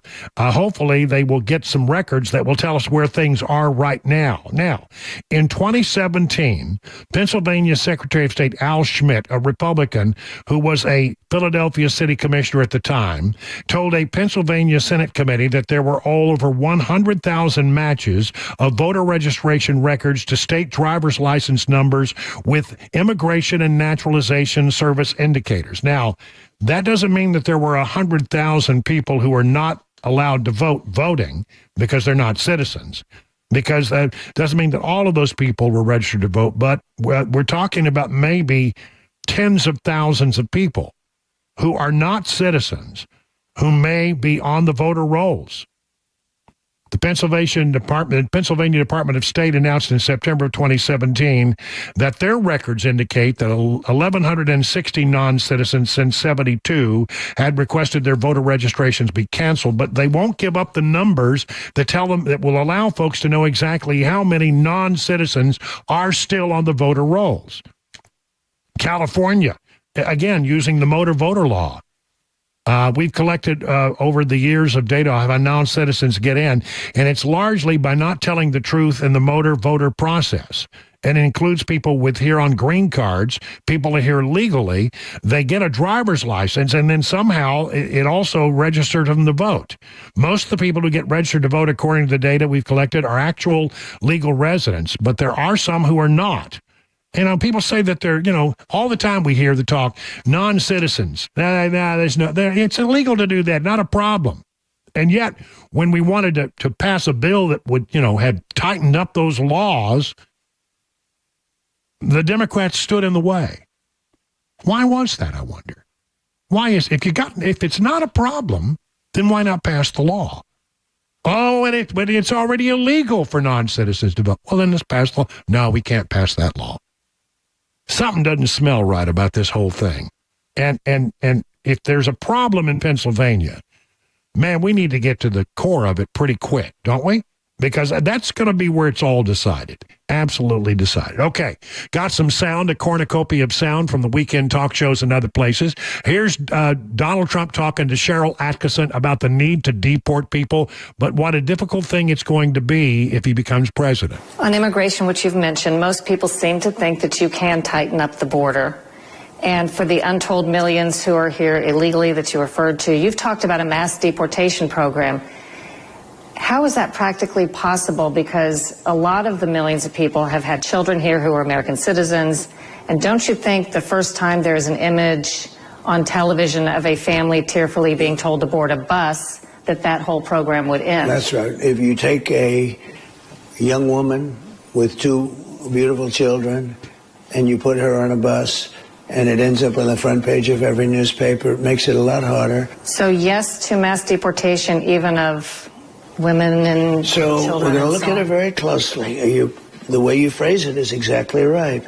You put one wrong person onto a bus or onto an airplane, and your radical left lunatics will try and make it sound like the worst thing that's ever happened. But we're getting the criminals out, and we're going to do that fast, and we know who they are. And the local police know their names, and they know their serial numbers. They know everything about them. We work with the local police, the local law enforcement, which is great all throughout the country.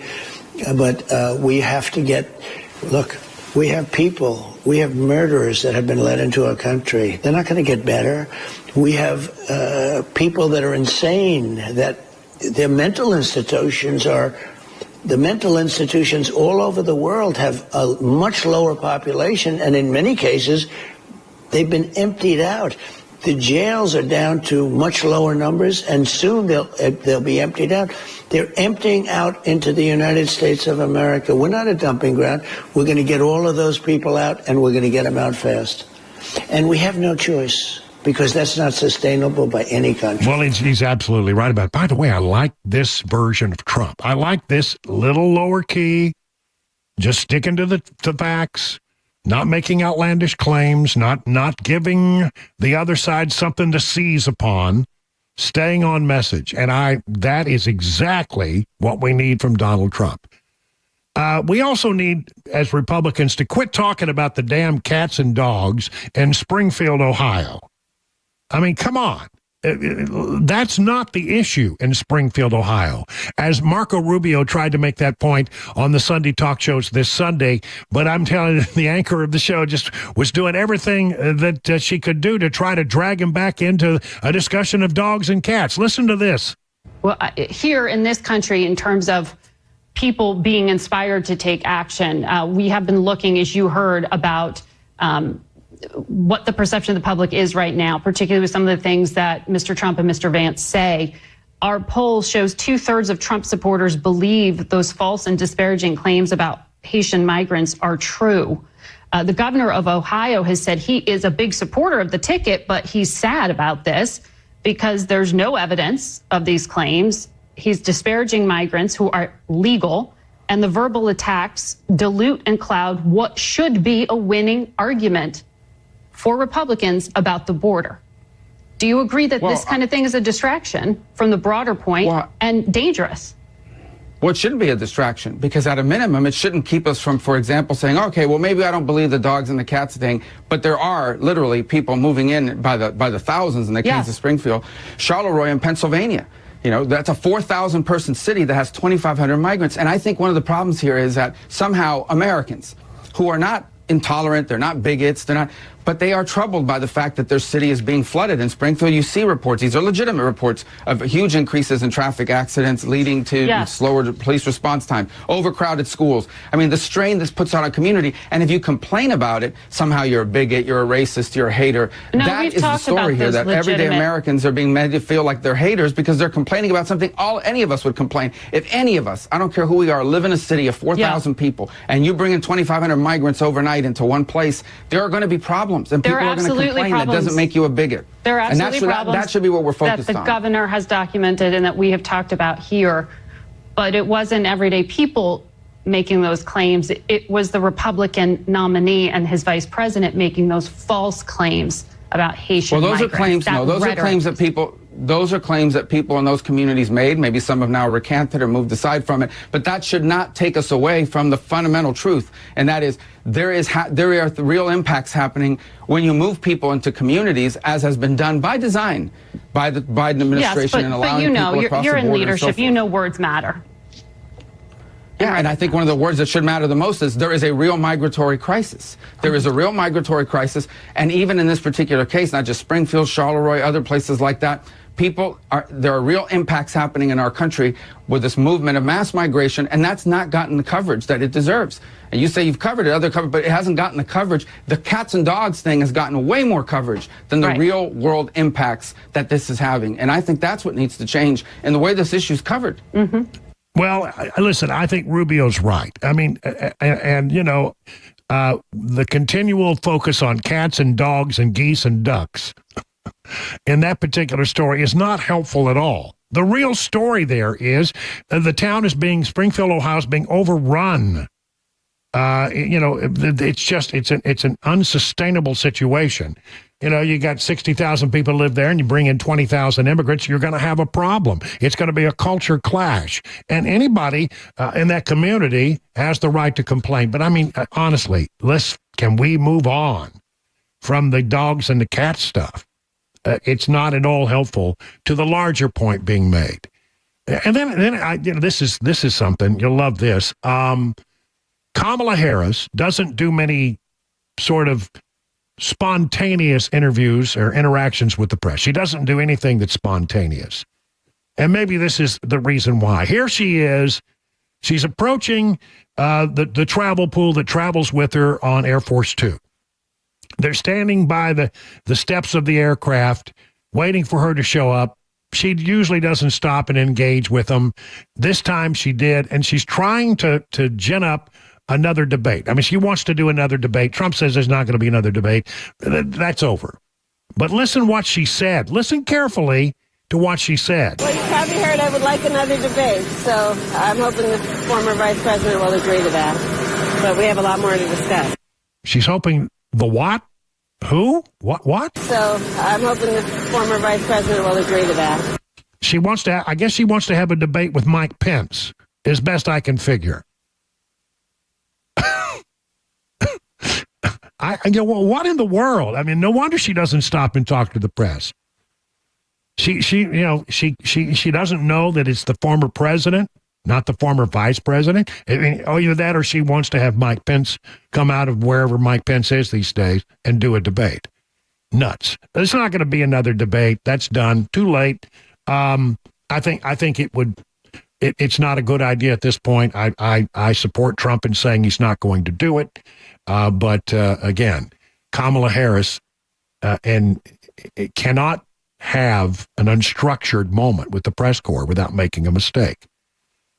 Coming up after the commercial break, a real surprise. 20 minutes past the hour.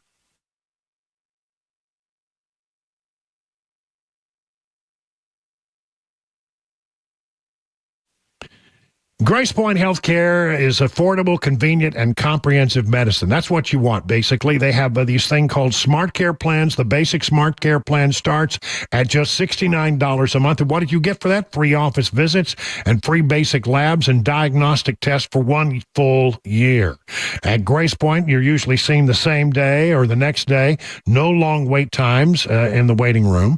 Grace Point is your primary provider. They treat the entire family from newborns to seniors. Now, when you get to a certain age, our hormones begin to fluctuate, taking a toll on our lifestyle. Grace Point provides comprehensive hormone testing and treatment for both women and men. So take advantage of that. Also, Grace Point is a military veteran-owned practice located in the heart of Franklin. Just call this number, 599-6868, to schedule your next medical appointment. Grace Point Healthcare, modern medicine delivered the old-fashioned way.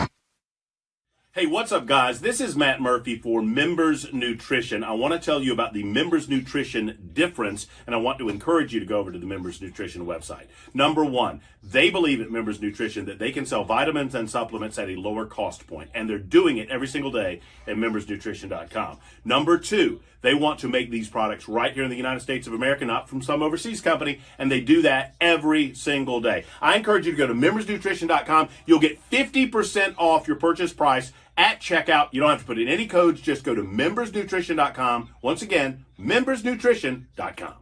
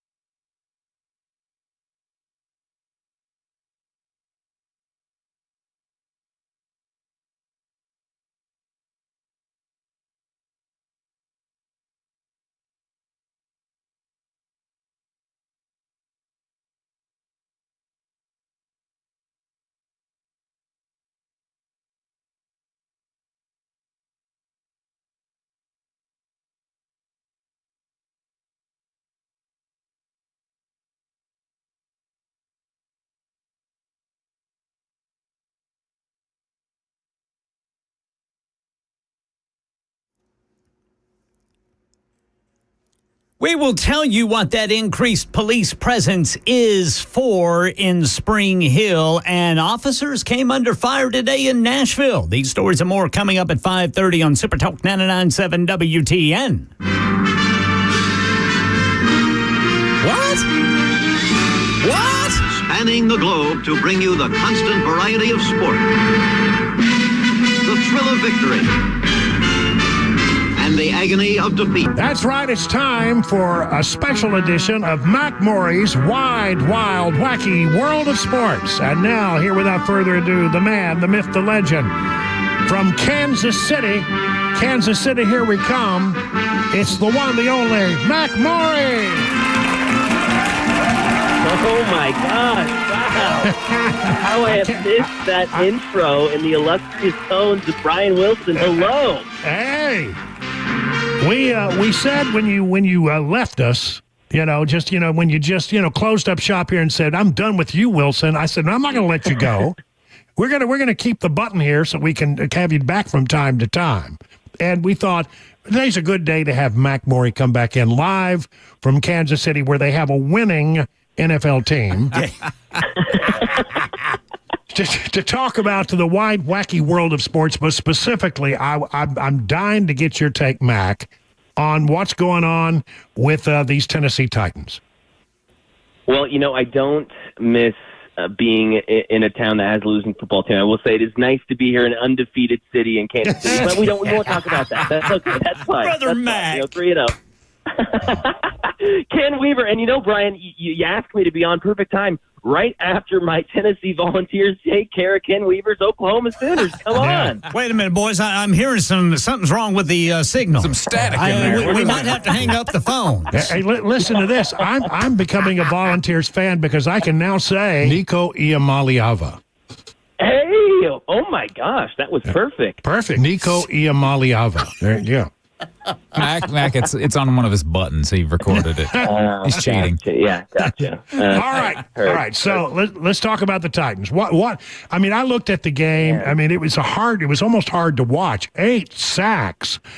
Green Bay just had their way with the offensive line. I said earlier that the offensive line was offensive, and it really was. It just wasn't getting the job done at all. And here we are, what is this, 5 years in a row? It feels like maybe 4 or 5 years in a row in Nashville where it just feels like the front five cannot get it together no matter who it is under center. Even, and you guys remember me saying this, even Patrick LaVon Mahomes II wouldn't be able to produce like he does under that front five. It is really rough, and I feel for Will Levis. And if you look at his numbers yesterday, I mean, he's 26 for 34, 260. 2 touchdowns. Now, the 2 interceptions, one of which was completely inexcusable. I believe there may have been a fumble yesterday. I can't quite remember. But he just feels so up and down, and I know part of it is the offensive line. I don't think his play has been what we would have hoped, even with the offensive line play. I do think he is a factor in, where the Titans are right now. But, I mean, it's been a whirlwind, hasn't it, for the Titans? And, yesterday you got Malik Willis, a guy that the Titans parted ways with after they drafted him 3 years ago, and he comes into town. He throws for over 200 yards. He rushes for 70 yards and a touchdown. And your guy that you drafted just a year ago is sitting there with 2 picks and down, 2 scores at home. But Mac, look right now I remember, when they started putting together this new coach and this new team and, and made all the trades, you were actually very optimistic. I was. Yeah, I was very optimistic. Yeah. I was. Oh, no, I appreciate the call out. Thank you, Brian. I was. Now I had you guys 7-10 this year. Now I appreciate that. Let's segue to some positives here. And I know Titans fans, I don't want to hear anything. It's 0-3. I get it. It's doom and gloom right now, and that makes sense. It has been a rough 3 weeks. Now, let's get to some positives here. Now, yesterday was not a showcase of this, but I thought the first 2 weeks, Tony Pollard looked pretty good when he got the chance. He only had 6 carries yesterday. They just didn't give him the time of day. They were down early. They wanted to throw the ball. They wanted to get that going. DeAndre Hopkins, these first 2 weeks, it looked like that knee was really ailing his production. Now, yesterday, 6 catches, 73 yards, finally gets in the end zone for 6 points. Calvin Ridley has looked good throughout the season so far. There are a couple of optimistic points. And as far as philosophy goes for the Titans offense, Brian Callahan, we're not seeing 2nd down and 8, 2nd down and 9 runs anymore, right? I feel like at least they're passing on early downs. They're trying to get big plays. It feels like a modern offense, but no, I agree. It has been a sputtering start more than I. You're breaking up a little bit, but I hope you can get near a window or something. But I got this other question I got to ask you, because as soon as the game was over, I watched Derrick Henry and the Ravens, and I watched Derrick Henry just shred through the Cowboys' front line, the defensive line. I mean, he was just awesome. And I kept saying, are we sure we made the right calls here with Derrick Henry? I mean, it's one of those things where Derrick Henry is making more money than the Titans would have wanted to pay. Now, they paid Tony Pollard a decent bag, too, so it kind of it's contradictory, right? You don't want to pay a running back, then you go out and you pay Tony Pollard. So it's a little strange in that way, and I'm sure it hurts as Titans fans to watch Derrick Henry go out and just destroy people. Now, here's the thing with that. He's got a great offensive line. He's got a quarterback who's won MVP. Yeah. He's got a quarterback who's won MVP twice. He's got a coach who's won Coach of the Year and won a Super Bowl. They've got an infrastructure. The Ravens have an identity and a culture that the Titans just don't have yet, and that's okay. As a Titans fan, it's going to be exciting to watch this grow, and that, I think, can still happen. That positivity and optimism still lies within me with Brian Callahan. and with the new GM over there, Rand Carthon, who's just in his third season, about to have his third draft this year. Well, we were already running over because it's so good. But just real quick, before, we're going to be late to news anyway, so let me just ask you one more question. How you liking Kansas City? Oh, man, thank you for asking. I have loved it. Obviously, I've missed you guys a lot, but it has been great being here, covering the team that I love. I was telling Chris over the break, got a media pass this season, so I've been in the press box watching all the games from home. At Arrowhead Stadium, getting to see the flyover up close and personal, and getting to hear the roars of Arrowhead every week, and get to watch Mahomes and Andy Reid do their thing. So it's been a dream come true, and having a great time here. And I couldn't have done it without you guys' help and your guys' mentorship. So it's really good to hear all your guys' voices as well. Nothing but continued success for you, and we miss you, and we'll hope that you'll drop by from time to time on the show.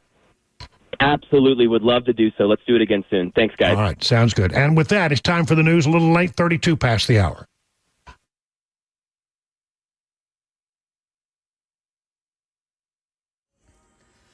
I'm Ken Weaver with your top stories, full forecast and traffic in 5 minutes. And right now in Middle Tennessee, Spring Hill police say they've got an increased presence in the area behind the crossings. Police are looking for a suspect, they say, ran from a traffic stop. He is described as a white man with buzz-cut hair, black shirt, black pants, and if you see anything suspicious, call 911. Here in Nashville, 4 juveniles under arrest after Metro Police say shots were fired at officers today. This happened at Patricia Lane near Murfreesboro Pike. And the Federal Aviation Administration sending a team to Cheatham County where a plane crashed today. Officials say that plane was submerged in the Cumberland River near Dyson Ditch. We did find a single-engine plane turned upside down in the water here, a good ways back from where we're standing now. We did remove the pilot, who was deceased. We don't know the cause of the crash. FAA has been contacted. They are driving from Atlanta right now and will be here in the next 5 or 6 hours. Pentagon announcing it's sending more troops to the Middle East, with Israel warning residents in Lebanon near the border clear out of the region, saying more strikes are coming. Marcus Moore's in Beirut. What we have seen is a mass exodus from a number of the villages and towns in southern Lebanon. The roadways there packed with cars and people urgently trying to get out. And what we have heard from some in southern Lebanon is that in the midst of these evacuations, they have been seeing airstrikes and plumes of smoke on either side of the road. A federal magistrate judge in Florida says the man suspected in this month's assassination attempt on Donald Trump will remain in jail as the case against him proceeds. That as prosecutors reveal new evidence, says Stephen Portnoy. Prosecutors say Ryan Ruth engaged in a month-long plan to assassinate Donald Trump, spending roughly 30 days trying to stalk him and ultimately establishing a sniper position outside his golf club like something out of the movies or a war zone. A handwritten note, which prosecutors say Ruth sent to a witness several months ago, has him apologizing for a failed assassination attempt on Trump and offering a bounty for anyone who could, quote, complete the job. That's the latest news, traffic, and weather next. I'm Ken Weaver, WTN News.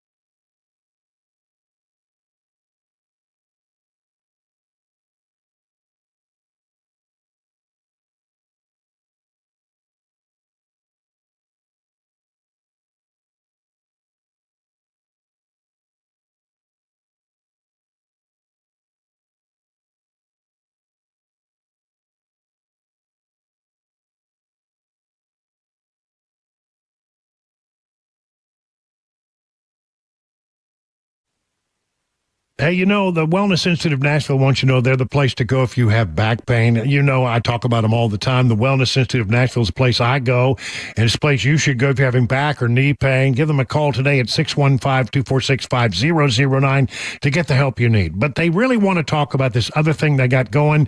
It's a community party in their backyard at Charlie Daniels Park in Mount Juliet.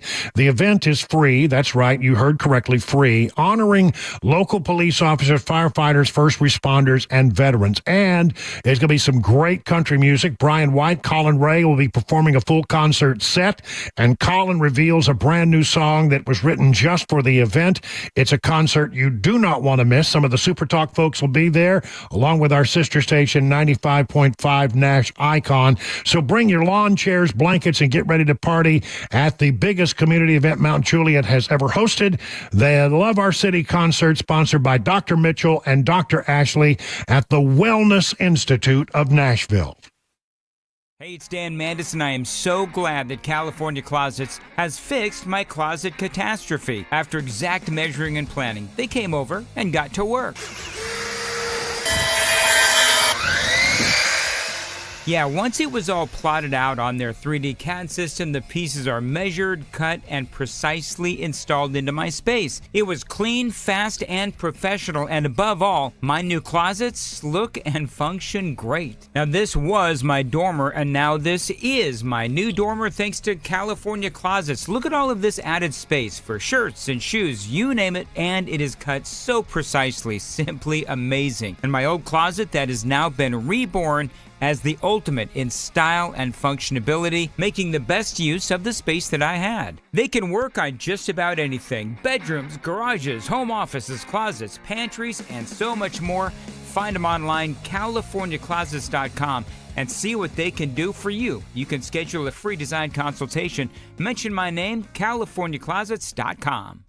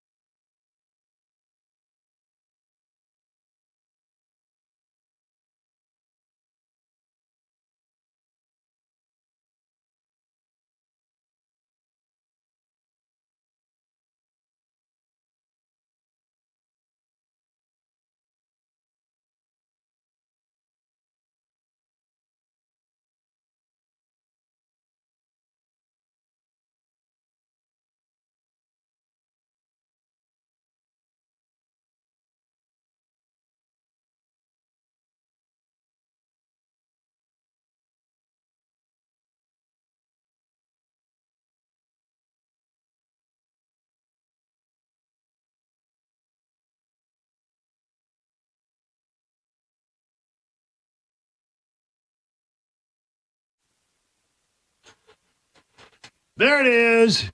It's 39 minutes past the hour, and that festive music means it's time for the three amigos, who are Ken Weaver in the newsroom.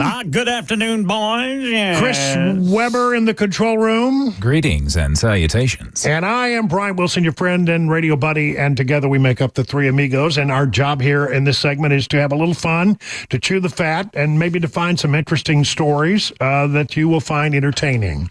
And there's, again, a lot of fat chewing. Whole bunch of it. Yeah. It'd be really cool if it was some real fat chewing. Yeah, like off a big old steak. Yeah. Well, you need to come over. We'll cook you a good steak sometime. You know how. I'm telling you, Brother Brian, we'll do it. Mm-hmm. I cook a good steak. There's no doubt about that. All right. Who wants to go first today? I'll go first today. That's all right, Chris. We talk about these stories from time to time about the pets that run off and then show up back at home. Mm-hmm. After a long period of time. Some of them are amazing. Some of them travel great distances. Well, this is kind of an extraordinary version of that. This is a couple out of Salinas, California, who liked to go camping a lot, and they would take their cats with them.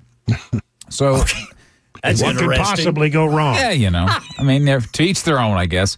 So this couple was on a trip to Yellowstone when one of their cats, who they named Rainbow, Raynebeau, because I know you wanted to know that. Yeah. They are a California couple, after all. I mean, come on. Anyway, so they're at Yellowstone with their cats. Apparently, they have more than one. And one day, after getting startled, Rainbow ran off into the trees in Yellowstone National Park. Oops. Which is a long way from California. From their home in Salinas, California. So they were worried. They spent the rest of their trip there in Yellowstone trying to find the cat, putting out his treats and toys, and I guess wherever the campground they were staying in, hoping he would find his way back to them.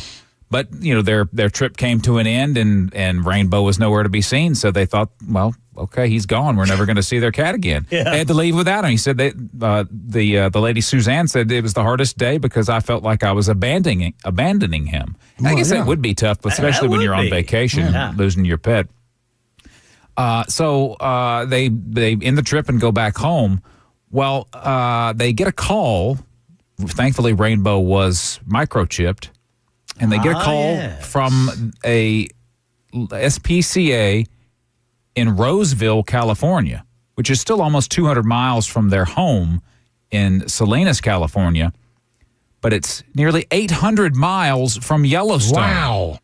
And that's not even the most impressive part. The most impressive part of this story is this was only 60 days later. 2 months later, this cat traveled 800 miles in 2 months. Was there a lot of wear and tear on the cat? The cat was relatively healthy, but yes, it was apparently very malnutritioned and quite dirty. Wow! But otherwise, didn't seem to be. It wasn't like somebody happened to pick up the cat and just bring it back to California. Yeah. I mean, no. This cat actually went 800 miles. Yep. Because again, this was where the cat was picked up. It was just wandering around on a street by itself, and this was almost 200 miles from their home. So it's not like he was down the street and someone knew. So he was heading back home. This cat was making its way from Yellowstone National Park back to Southern California. How in the world would they know to do that? I don't know if it would have made it or not. But, I mean, 60 days to travel 800 miles, that is just astounding to me. That's a lot of miles. Man, I'm telling you, that's a fascinating story. He got into some scraps, too. There's no telling what that cat saw. Well, I've got sort of a similar story, so let me go next if you don't mind. Hit it, Brother Brian. Luis Armando Albino was 6 years old in 1951. When he was abducted while playing at an Oakland, California park. Now, more than 7 decades later, he's been found. Thanks to help from an online ancestry test, old photos, and newspaper clippings. So here's the story. More than 70 years ago, a woman in February 21, 1951, a woman lured the 6-year-old albino from the West Oakland Park where she had been playing with his older brother and promised the Puerto Rico-born boy in Spanish that she would buy him candy. Instead, the woman kidnapped the child, flew him to the East Coast where he ended up with a couple who raised him as if he was their own son. Officials and family members said, didn't say where on the East Coast he lives, but for more than 70 years, he was still listed as missing, but he was always in the hearts of family. Well, his niece decided that she was going to begin back in 2020 to try to find if Roger was still, if this young boy, Luis, was still out there. And so she took a DNA test and posted it, and she got a hit with a guy who had a 22% chance of matching. But you know how these things work. You can put a message out there, but they don't necessarily have to respond. Mm-hmm. Well, there was no response. She picked it up again in 2024, doing some research at the Oakland Public Library. And then she went to the Oakland police and said, I think we found this guy, but we tried to reach him and he hasn't responded back to us. So the Oakland police reopened the case, and they tracked him down. It turns out this is the guy. Wow. 70 years later, they say the missing persons case is closed. They have found the missing person. They still have an open kidnapping investigation, and they're trying to find out if they can figure out who it was that kidnapped, because you got to think the parents the acting parents, right, must know something, right?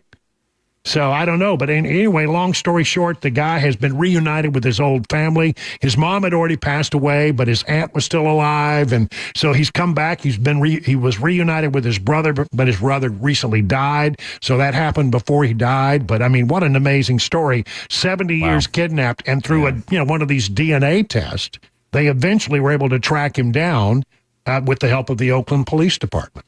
That's amazing. And it's a shame, though, because it's obviously all the parties that were involved in the kidnapping and then the people that were on the receiving end that acted as his parents growing up, they have passed away. So we may never know. Because I'm sure he didn't know what was going on. He was just a little kid. He had no idea. Wow. Man. Isn't that something? But these DNA tests, every once in a while, they pull up something like this. Yeah. In my own family, we found we had a lost cousin that we knew was out there somewhere, but we didn't know how to get in touch with that person. And it was a DNA match that eventually, and now I call him Cousin Wayne. By the way, until we found Cousin Wayne, I was the tallest person in my family at 6'4". Cousin Wayne is 6'8". Ooh. Yeah. Wow. I know. So I ceded the height thing to Cousin Wayne. But we still talk to Cousin Wayne now. But he was not a part of my family for, 50 years. Interesting. Mm-hmm. Very strange. Usually you try to get rid of those family members. It's like, we don't want to associate with that guy. No, we're happy to have Cousin Wayne. Yeah, good. Well, nice. All right, I got something, boys. All right. Now, I don't know if you guys have done this yet or not. The Weaver family hasn't quite totally gone back to the movie theater chains just yet. I mean, we've dabbled. We've seen a few films, but not like we did before. You used to go a lot. Yeah, we used to go a lot. Well, apparently everybody is maybe kind of like the Weaver family because the 8 largest movie theater chains in the U.S. and Canada have announced plans to invest more than $2.2 billion over the next 3 years in an effort to bring people back. They're talking about upgrades. Now, we're talking about, AMC, Regal Cinemas, Cinemark, Cineplex, Marcus Theaters Corp., never heard of them, B&B Theaters, Harkins, and then Santikos. Now, according to this owners association, this $2.2 billion is going to be used on things. Let's see if this is going to, get you guys to go back. Okay. All right. An array of projects that modernize and improve theaters of all sizes, including adding the latest laser projection technology. Mm-hmm. I'm in for that. Immersive sound systems. I love that. Installing more comfortable seats. That has a positive and a negative thing because I get so comfortable I actually fall asleep. That's what I was thinking when I saw this story. You gotta walk that line closely, carefully. Yeah. Now they're also going to create what they call family entertainment options, such as arcades and bowling. Now, the other projects the funds could be used for include upgrading air conditioning, lighting, signage, and carpeting at the theaters. Yeah. But I got to be honest. There's one big thing missing to me. There's one big thing missing. I would like to buy a Coke for less than $15. Yeah, I hear you. Yeah. If I could do that, that would be different. Right now, we haven't seen the new Beetlejuice yet. Yeah. We do want to see that in the theater. But really, if it gets down to it, we still debate whether or not, maybe we can wait until Just wait till it comes out, right? I have the same debate all the time. When I was working mornings and back before COVID, I would go to like the early matinees because I would get off, 9, 10 o'clock in the morning. I could go to a 2:00 movie. Right. Mm-hmm. And so I would go and the theater I went to in Mount Juliet had very comfortable chairs. And I thought it was great. And I went and saw 2 or 3 movies. And then, later you'd be at home and that movie pops. I'd like to see that again. That was pretty good. And I would look at it and I'd say, There are whole parts of this movie I don't remember at all. Is this the director's cut? And what would happen? I kept falling asleep apparently in the theater and didn't even know that I'd missed a few minutes of the movie. A few minutes. Yeah, a few minutes. A few minutes. Yeah. At least they'd have to come and rouse me up because I was snoring too loudly. Sir, we're closing. Sir, I'm sorry. You've been here for 8 hours. It's 50 minutes past the hour.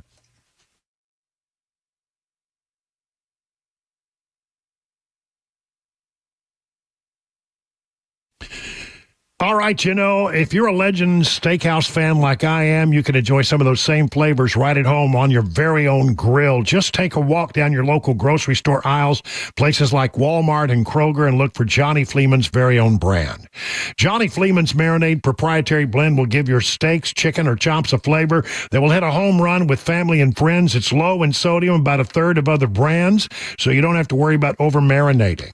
And when it comes to their honey mustard salad dressing, the South's favorite, use it as a salad dressing or a dipping sauce for your favorite chicken fingers or fresh cut veggies or chips. It's a recipe used in his restaurants for some 35 years. If your favorite grocer isn't stocking Johnny Fleeman products, ask them to do so. For more information, go to johnnyfleeman.com. That's johnnyfleeman.com. And it goes without saying, for those times when you want someone else to do the cooking, they'll always be glad to see you at your nearest Legend Steakhouse for lunch or for dinner. The guaranteed offer is the easiest way to sell your home. It's really simple. We bring you an all-cash offer. You close in as little as 21 days. No home inspections, no lock boxes, no open houses. Go to markspain.com to get a guaranteed offer and start packing.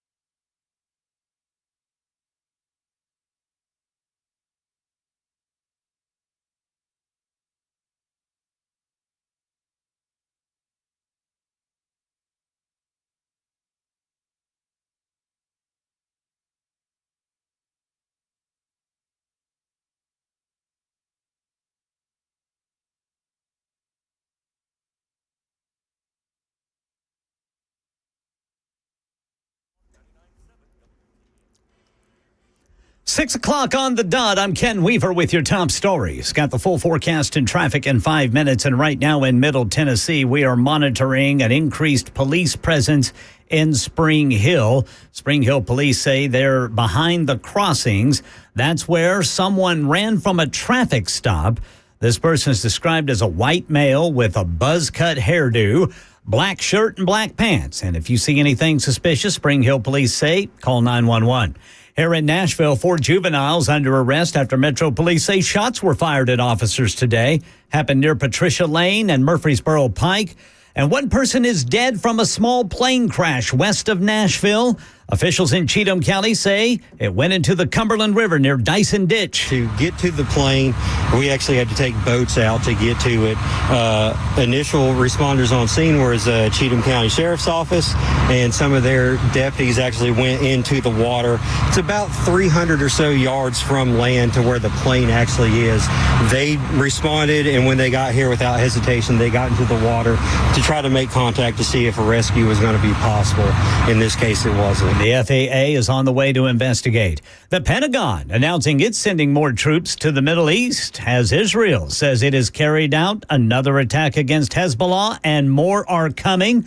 Telling people in Lebanon to clear out of the way. Here's Marcus Moore. We've also seen a lot of traffic and long lines for gas as people are trying to get ready for what may come next. People here have been on edge for weeks, and it just got worse today. A federal magistrate judge in Florida says the man suspected in what the FBI says was this month's assassination attempt on Donald Trump will remain in jail as the case against him proceeds. Here's Stephen Portnoy. The hearing lasted about 3 hours, with the magistrate judge ultimately deciding that Ryan Ruth should be denied bail. Prosecutors offered new evidence that they say could support a charge of attempted assassination of a presidential candidate, including a handwritten note written months ago in which Ruth is purported to have said, quote, "This was an assassination attempt on Donald Trump, but I am so sorry I failed you." Ruth was also said to have a list of places where Trump had visited or was expected to appear. The FBI has new details about violent crime rates in the U.S. Brian Clark says it claims a significant decrease in one category. Murders decreased by 11.6% last year. It's a drop of more than 17% since 2021. The FBI says last year's decrease was the largest single-year drop on record. Violent crime in total was down by 3%. That includes rape, where figures dropped by 9.4%. There was a double-digit increase in motor vehicle theft, up 12.6%. Now, here in Nashville, Metro Police reported data in July they claim showed most violent crimes in Nashville and Davidson County were down from last year. The data Metro Police put out showed 302 fewer violent crimes reported between the first half of this year compared to last. Meanwhile, all categories of property crime were on the rise. That's the latest news. Traffic and weather next. I'm Ken Weaver, WTN News. Hey, what's up, guys? This is Matt Murphy for Members Nutrition. I want to tell you about the Members Nutrition difference, and I want to encourage you to go over to the Members Nutrition website. Number one, they believe at Members Nutrition that they can sell vitamins and supplements at a lower cost point, and they're doing it every single day at membersnutrition.com. Number two, they want to make these products right here in the United States of America, not from some overseas company, and they do that every single day. I encourage you to go to membersnutrition.com. You'll get 50% off your purchase price at checkout. You don't have to put in any codes. Just go to membersnutrition.com. Once again, membersnutrition.com.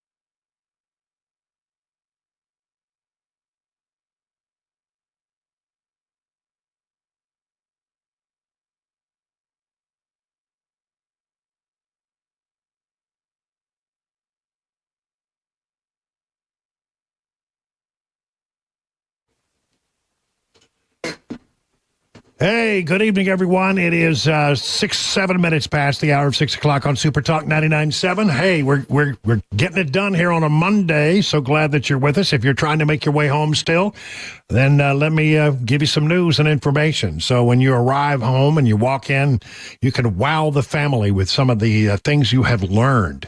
And they'll say, ooh, how impressive. Where did you learn that? And you don't even have to tell them. Just take full credit that, that you are just, that you just learned it on your own. See, because I'm here for you. That's what I want to do for you. Stuff like, hey, honey, did you know that Brian Wilson falls asleep in movie theaters? That's right. He does, but he doesn't realize that he does. That's the really weird part about it. Well, anyway, let's start off by talking about what's going on in the world around us. First of all, Joe Biden on Saturday at the White House. He's got a bunch of world leaders there, including the Prime Minister of India, and he loses track of what he's supposed to do, and he actually snaps, sort of barks at his staff on the stage because he's forgotten that he's supposed to introduce the Prime Minister of India. And an alert, cunning, and sly staff member steps up and saves him from himself by announcing it over the public address system. Here's how it went down. So I want to thank you all for being here. And now, who am I introducing next? Who's next?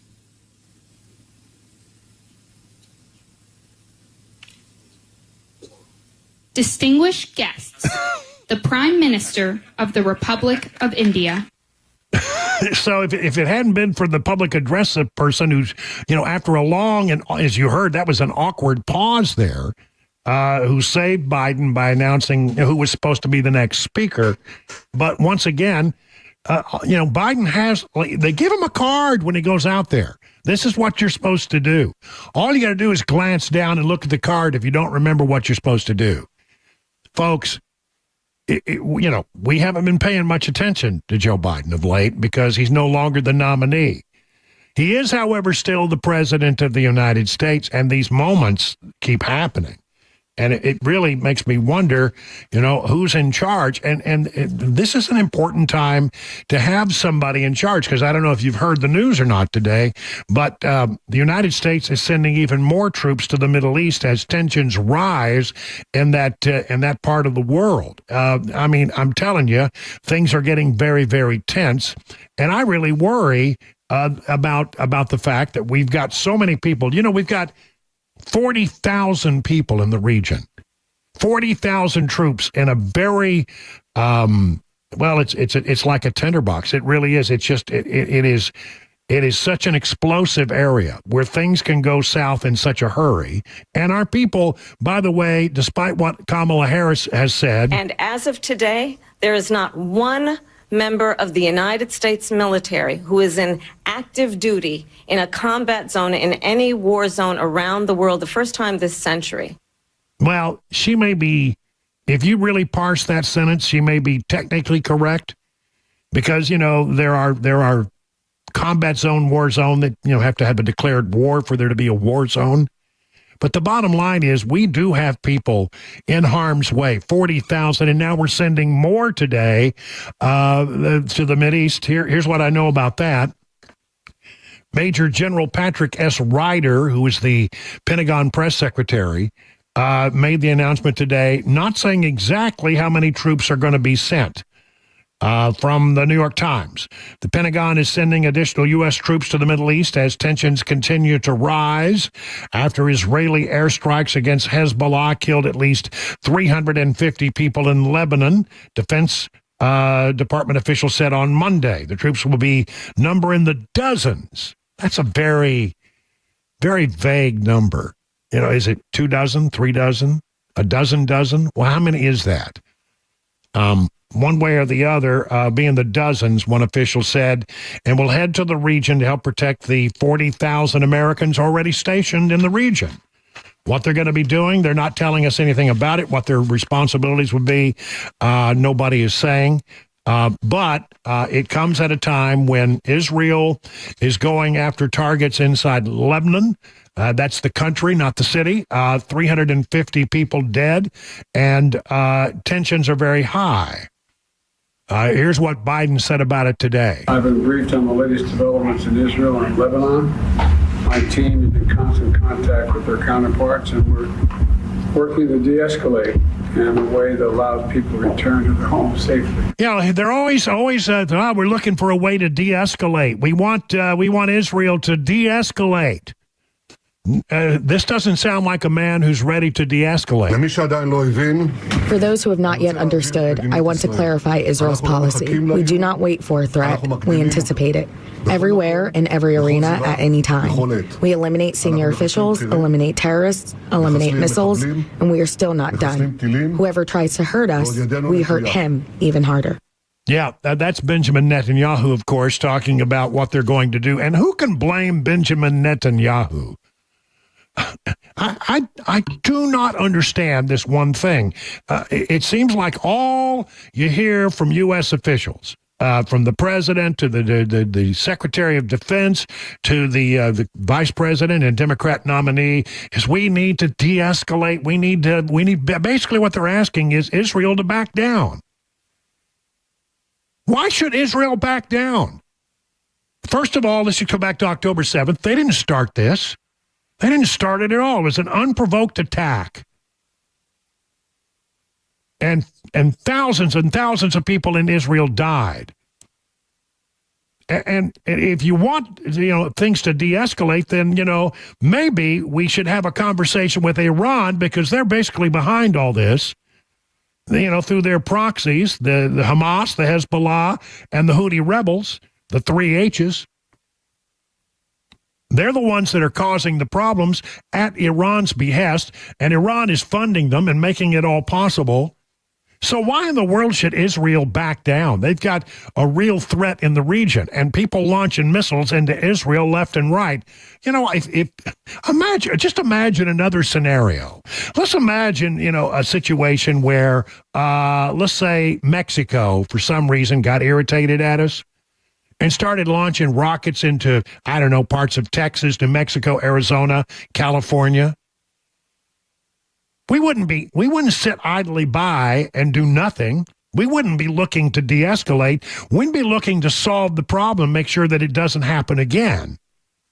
Why is it that if that were to happen to us, let's say the Canadians got rambunctious one day and just started launching missiles at us, we would take care of business.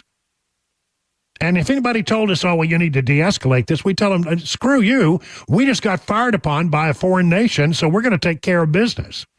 Why is it that when this happens to Israel, we all go, well, we need to de-escalate?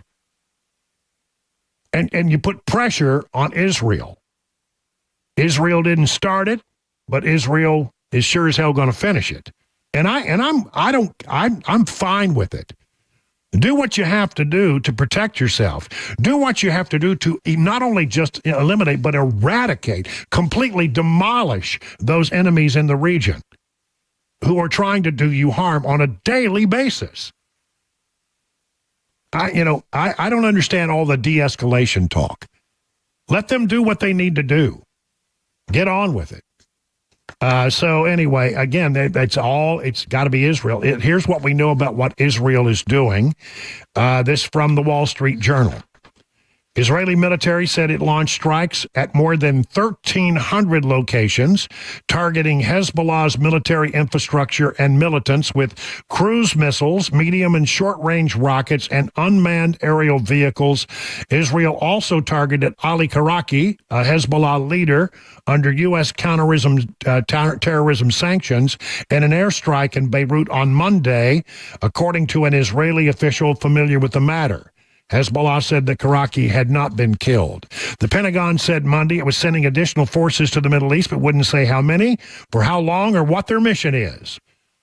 And additional forces are roughly, they say now, two dozen. Now, you see, every time you read a story, it's a different number. Dozens. How about just saying 24? We're sending 24 troops. That sounds a lot better than saying, well, we can't tell you. It's going to be dozens. These are people who could help in the event of an evacuation, according to one defense official. Israel is not interested in a full-scale war, writes Israeli Foreign Minister to Israel Katz. His name is, I'm trying to get the whole name. I don't have it. His name is Israel Katz. Urged the United Nations Security Council to condemn recent large-scale attacks by Hezbollah and to enforce UN Security Council Resolution 1701, which called for a withdrawal of armed groups from the south of the Litani River. Israel is not interested in a full-scale war, but it will take all necessary measures to protect ourselves. Well, look, I'm just a little bit tired of this nonsense of always coming to Israel and asking them to back down. I don't think they have any obligation to do so. It was an unprovoked attack that started this, on October 7th. And we're almost a year in, and they're still continuing to try to eradicate the threats against their country. No country should have to just stand by and constantly be under, rocket attack by people to the north and to the south and to the east. Enough. Let them do what they need to do to solve this problem. They certainly have the capability of doing it. And every time the Biden administration, who, by the way, is responsible for this, and indirectly, they really are responsible for it, because you know what? Back when Trump was president, Iran didn't have any money to fund such nonsense. And it's only because of the Biden administration and the relief of sanctions and allowing Iran, to make money again, that they have now money to give to their proxies. I'm telling you, we are right there in an area where things could go badly in a real hurry. And what we really need is leadership from our president. Not the continual drumbeat, well, Israel needs to back down, Israel needs to back down, Israel needs to back down. Enough of that nonsense. Let Israel do what Israel needs to do. And stand by our strongest ally in the region, rather than constantly be harping on them to do less, to pull back. Don't react. Why is it that Israel is the one? Why aren't these conversations being had, with the people in Iran? Why aren't we putting sanctions? Why aren't we busting down on Iran with financial sanctions in every way that is possible? Because if you dry up the money in Iran, there won't be money for them to go after. That's the way to solve this problem. It was solved in the Trump years. I tell you, Joe Biden claims to be a great mind when it comes to foreign policy. But his instincts are always 180 degrees in the wrong direction. If you want to have good foreign policy, ask Joe Biden what he would do and do exactly the opposite, and you would actually have great foreign policy. The man is a disaster, and believe me, part of what we're seeing in this region is the perceived weakness of our commander-in-chief. 20 minutes past the hour.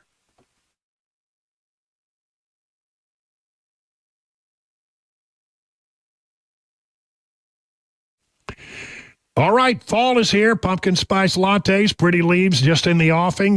Boy, leaves are starting to fall in my house, that's for sure. But listen, if you really want to take advantage of something this fall, how about taking advantage of these great offers from the folks at Busy Bee Plumbing, Heating, and Cooling, your Rude Pro partner? How about an HVA special or two? We got some stuff here. How about a free Wi-Fi thermostat on qualifying new HVAC systems? Now you can control your HVAC system from anywhere. Or a free whole home air filtration system with purchase of 2 or more qualifying HVAC systems, or a new HVAC system replacement as low as $68 a month with approved credit. Plumbing. Busy Bee has new tankless water heaters as low as $72 a month. Whole home drain pipe replacement as low as $76 a month.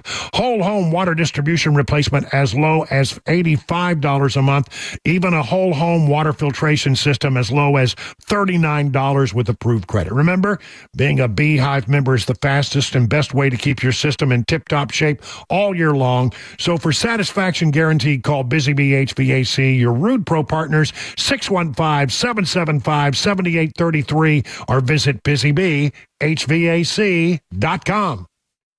Hey, it's Dan Mandis, and I am so glad that California Closets has fixed my closet catastrophe. After exact measuring and planning, they came over and got to work. Yeah, once it was all plotted out on their 3D CAD system, the pieces are measured, cut, and precisely installed into my space. It was clean, fast, and professional, and above all, my new closets look and function great. Now, this was my dormer, and now this is my new dormer thanks to California Closets. Look at all of this added space for shirts and shoes, you name it, and it is cut so precisely, simply amazing. And my old closet that has now been reborn as the ultimate in style and functionability, making the best use of the space that I had. They can work on just about anything: bedrooms, garages, home offices, closets, pantries, and so much more. Find them online, CaliforniaClosets.com, and see what they can do for you. You can schedule a free design consultation. Mention my name, CaliforniaClosets.com.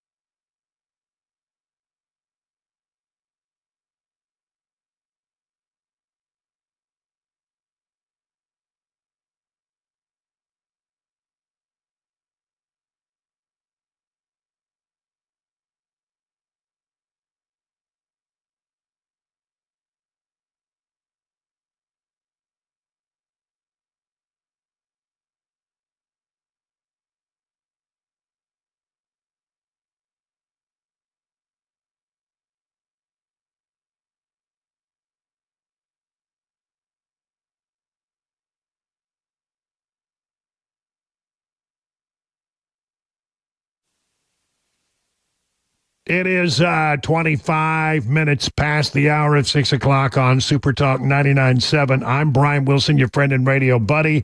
You're listening to The Drive. Let's talk about some 2024 numbers because we got some new stuff here, which I think is pretty good news, actually. New York Times, Sienna, you may not care for the New York Times, but their polling is said to be pretty accurate. Arizona, Trump leads by 5. Georgia, Trump leads by 4.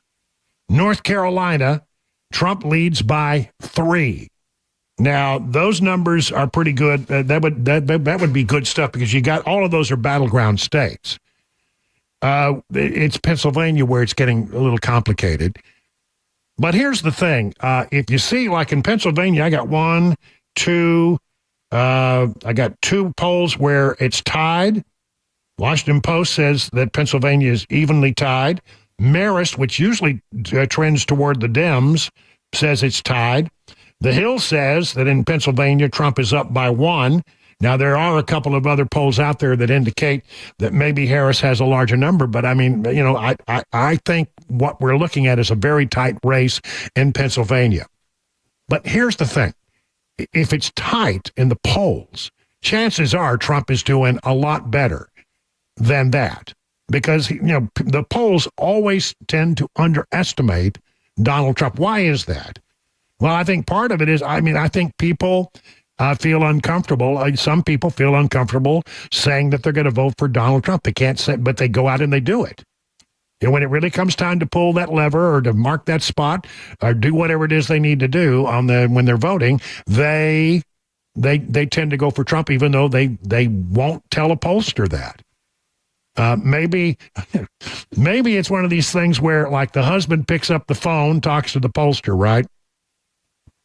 But the wife is in the room, and you don't want your wife to know that you're going to vote for Trump, because it's just easier than having the conversation, I guess. Yeah, I'm gonna vote for Kamala. But then you end up not doing it. Whatever it is, the polls have consistently underestimated Trump. Here's pollster Matt Towery, a Republican pollster. Let me just say this. The polling gurus and predictors are going to start telling you over the next month and a half that Harris is gaining speed in these various battleground states. They're somehow going to say that she's gaining speed in the national polls. I'm just going to predict it. They're going to say that she's going to win and Trump will lose. It makes no sense. People have to understand Trump is running way ahead of where he has in the last two cycles that he ran in the national average. And in these various states, now everybody has their different way of sampling things. I think all of these states are very tight. But I don't think there's any state where anyone has a 4 or 5 point lead right now that's a battleground state. I just don't see it, and I don't believe it. All right, so let's just sort of look at that and see where we are, because I think that's a fair point. In Wisconsin, right now, Harris, if you average out all the polls on realclearpolitics.com, Wisconsin, Harris leads by 1. But in 2016, when Hillary Clinton lost, she was leading in Wisconsin by 4.7. All right?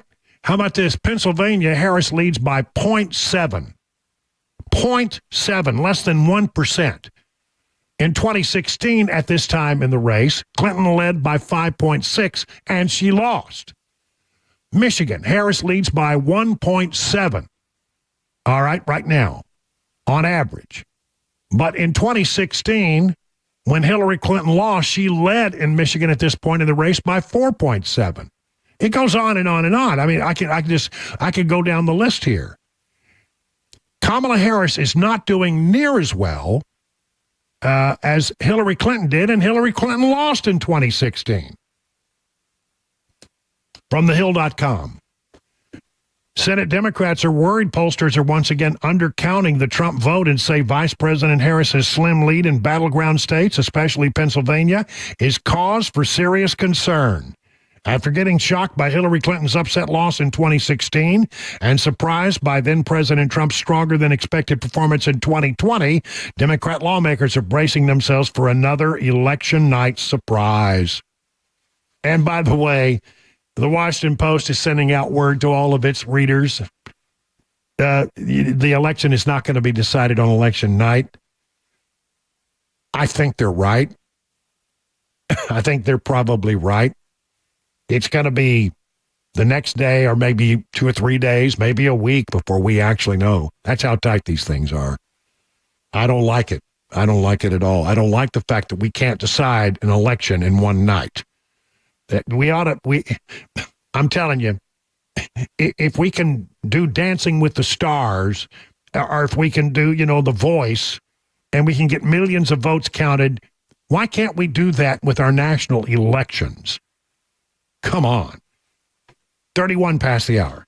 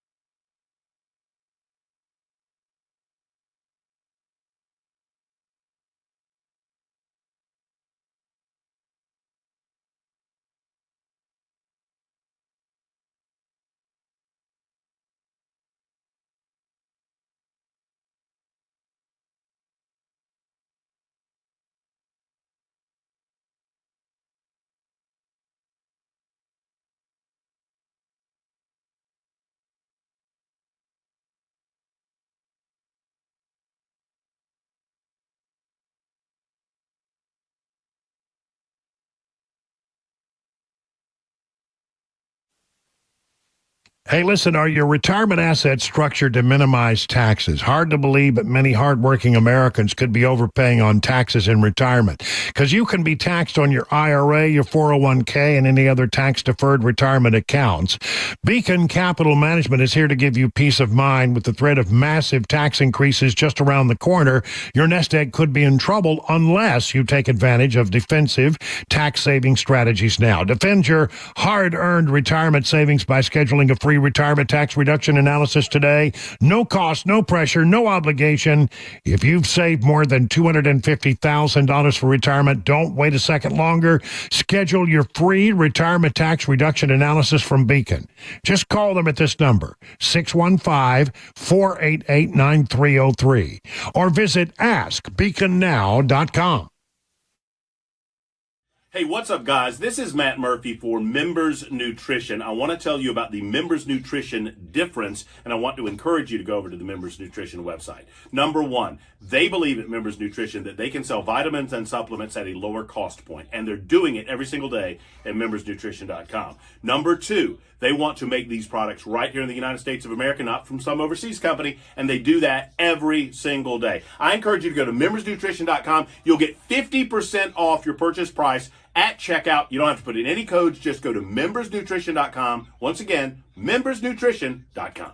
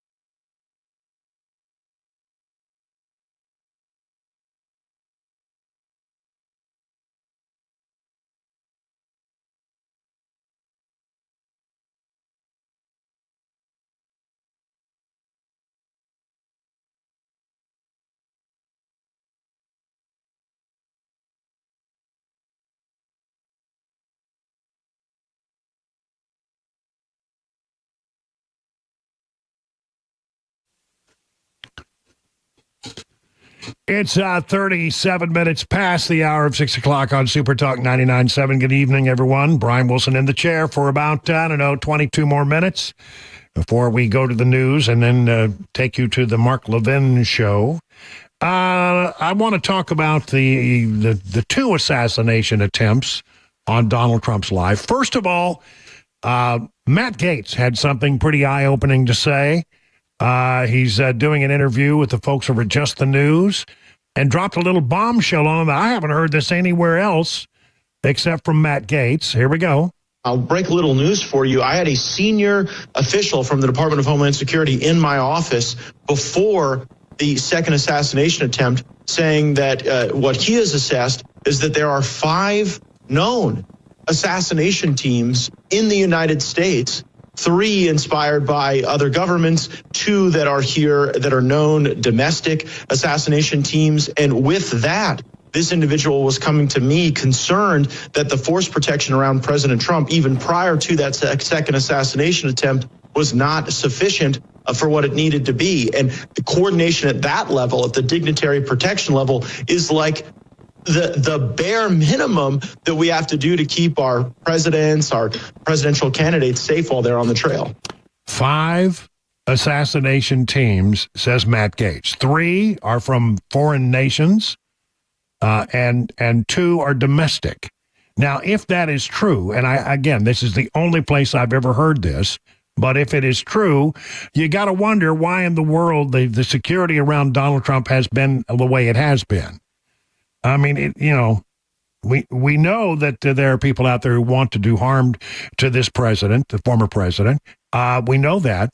But, have they really ginned up the kind of security they need to meet that kind of threat matrix? Remember that the director of the FBI, Christopher Wray, has said on many occasions that the threat matrix is not just blinking yellow, it's blinking red. He's very concerned about the threat matrix. And the threat matrix, of course, has a lot of different elements to it. But one of them is, this desire for apparently some people to try to kill the former president so he can't become the president again. Now, let's go back to the first assassination attempt.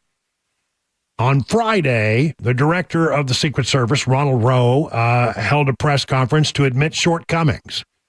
Here's sort of the summary that he had to say about where the Secret Service came up short. The Secret Service did not give clear guidance or direction to our local law enforcement partners. Well, I think we can all agree that has been a problem. I mean, we now have the local law enforcement. Really, the most information we're getting about this to the various congressional committees about what went wrong are coming from the locals who are just, they're pretty hacked off. Because they apparently raised real concerns, valid concerns, in the early walkthroughs of the site. And the Secret Service, I think, dismissively, we don't worry, we got this. We're the Secret Service. Yeah. Little Putler, PA, Pennsylvania Police Department. Please. After all, we're the Secret Service. Know your place, Butler, PA. The Butler, PA folks had it right, and the Secret Service didn't do their job. There were communication deficiencies between law enforcement personnel at the site. For example, the Secret Service did not co-locate its security room with local law enforcement. That's a huge thing. Secret Service Command Center and then the local command center were 2 separate locations. Again, it's almost as if the Secret Service, don't bother us over here. You go have your other little command center. We'll be over here, doing the things that the Secret Service does. If you're counting on local law enforcement to supplement you, why in the world wouldn't you have them all funnel their communications to the same point? That's about the stupidest thing anybody should have been able to see that was going to be a problem. There was an over-reliance on mobile devices. They texted instead of being able to radio directly. And so you had to count on cell phones, which, by the way, when there are 50,000 people trying to use your cell phone at the same time, and have you ever seen a rally? They all got their phones up. They're all texting. They're all doing live streaming. They're all sending pictures back home. Look where I'm at, Ma. And your bandwidth goes down in a situation like that. The last thing you want to rely on is the public cell phone system, resulting in information being siloed. I've directed that the Secret Service embark on a significant paradigm shift that will redefine how we conduct protective operations. There will be an increased use of technology, not only to assist in communications, but also situational awareness when we're doing our protective mission. Well, I don't know. It sounds good, but I don't know that they've really learned their lesson. I mean, after all, there was a second attempt even before, and they got real lucky there too. Let's talk about that one, okay? Because there's new information. First of all, let's see. Here we go. Would-be Trump assassin Ryan Routh stalked the ex-president for a month, according to prosecutors. Ryan Routh stalked Donald Trump for a month in Florida before the alleged would-be assassin was arrested on September 15th after lying in wait with a rifle outside a golf course where the former president was playing. The filing also disclosed, this is a part of a court filing today, the filing also disclosed that Ralph, months earlier, had given another person a box containing a handwritten letter. More on that in a moment.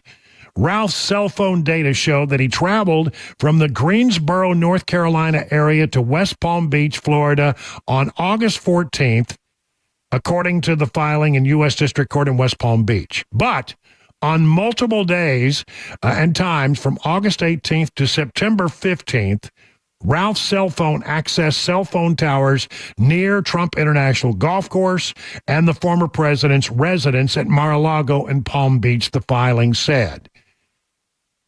Now, many people have wondered, how in the world did he know to be there?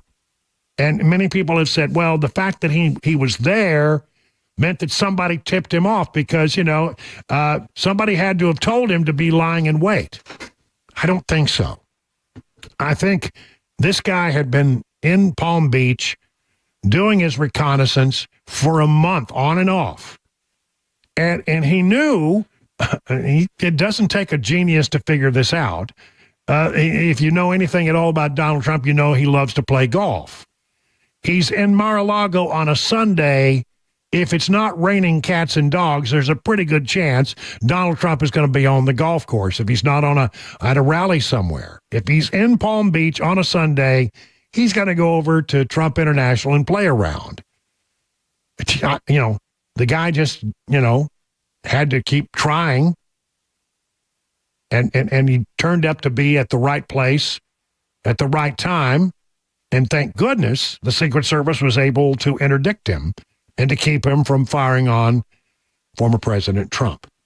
But I don't think it speaks of a conspiracy. I think he just had been doing his reconnaissance and knew there was a fairly good chance Trump would turn up at the golf course on Sunday. Turned out he was right. The other thing that's really just sort of irritating me about this whole thing is that the Department of Justice in this court hearing today released a letter written by the shooter. Now, Ryan Wesley Ralph is in custody. We have someone who is going to be prosecuted, right? There's no doubt about that fact.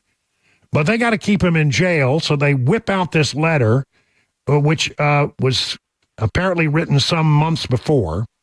A note purportedly written by Ryan Wesley Ralph, who is accused of attempting to assassinate former President Donald Trump, was released on Monday by the Department of Justice in a public court filing, writes the Tennessee Star. According to the court filing, Ralph asked an associate to keep a box of his belongings. After the attack, the associate decided, I wonder what that box is all about. Opened the box and discovered a letter.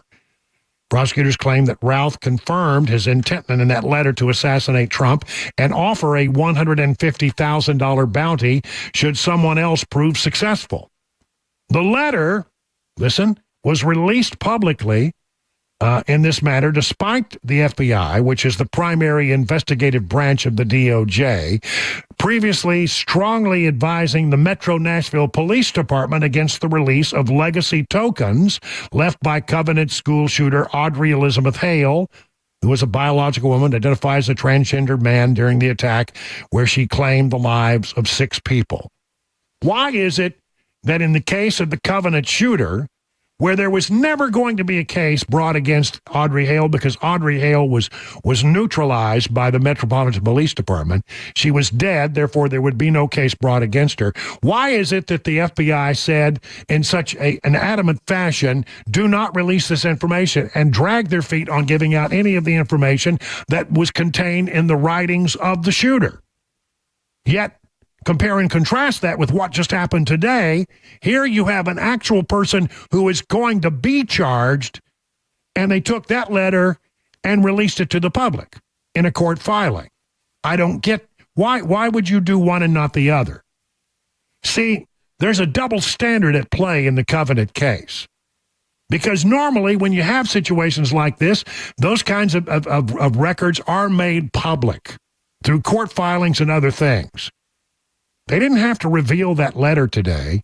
They could, because all the letter was designed to do was to bolster their case.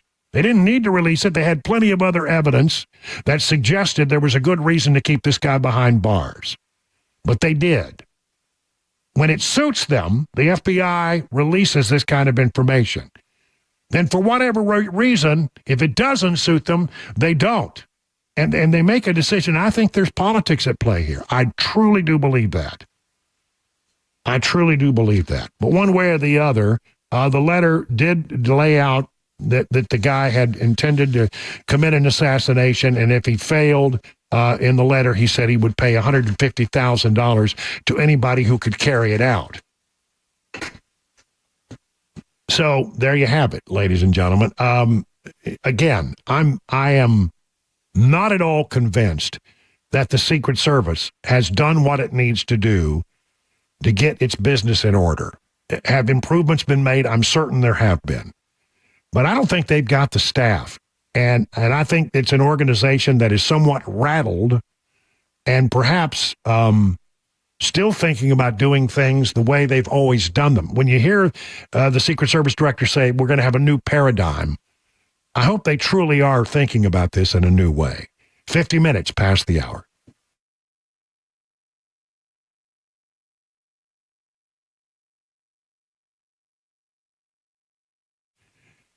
Gold is up 78% over the last 5 years. Silver up 99%, same time period. Meanwhile, the U.S. dollar lost 25% of its value since 2020. That's caused by government-induced inflation, stealing your wealth. It doesn't seem that Washington, D.C. has any plans to stop. Gold and other precious metals are a great shield against that inflation theft. It's an election year, and the politicians will promise you that they'll rein in their spending, but you know how that is. It's all campaign talk. They can't help themselves. That's why no matter who is in office, gold protects you from the D.C. spending spree. And where do you go to get that protection? Reach out to my friends Kyle and Hannah at Nashville Gold and Coin. They will take good care of you and keep you well informed on all precious metals opportunities. Please act now and get your shield against out-of-control government spending. Go to NashvilleGoldandCoin.com. That's NashvilleGoldandCoin.com and set up your appointment today.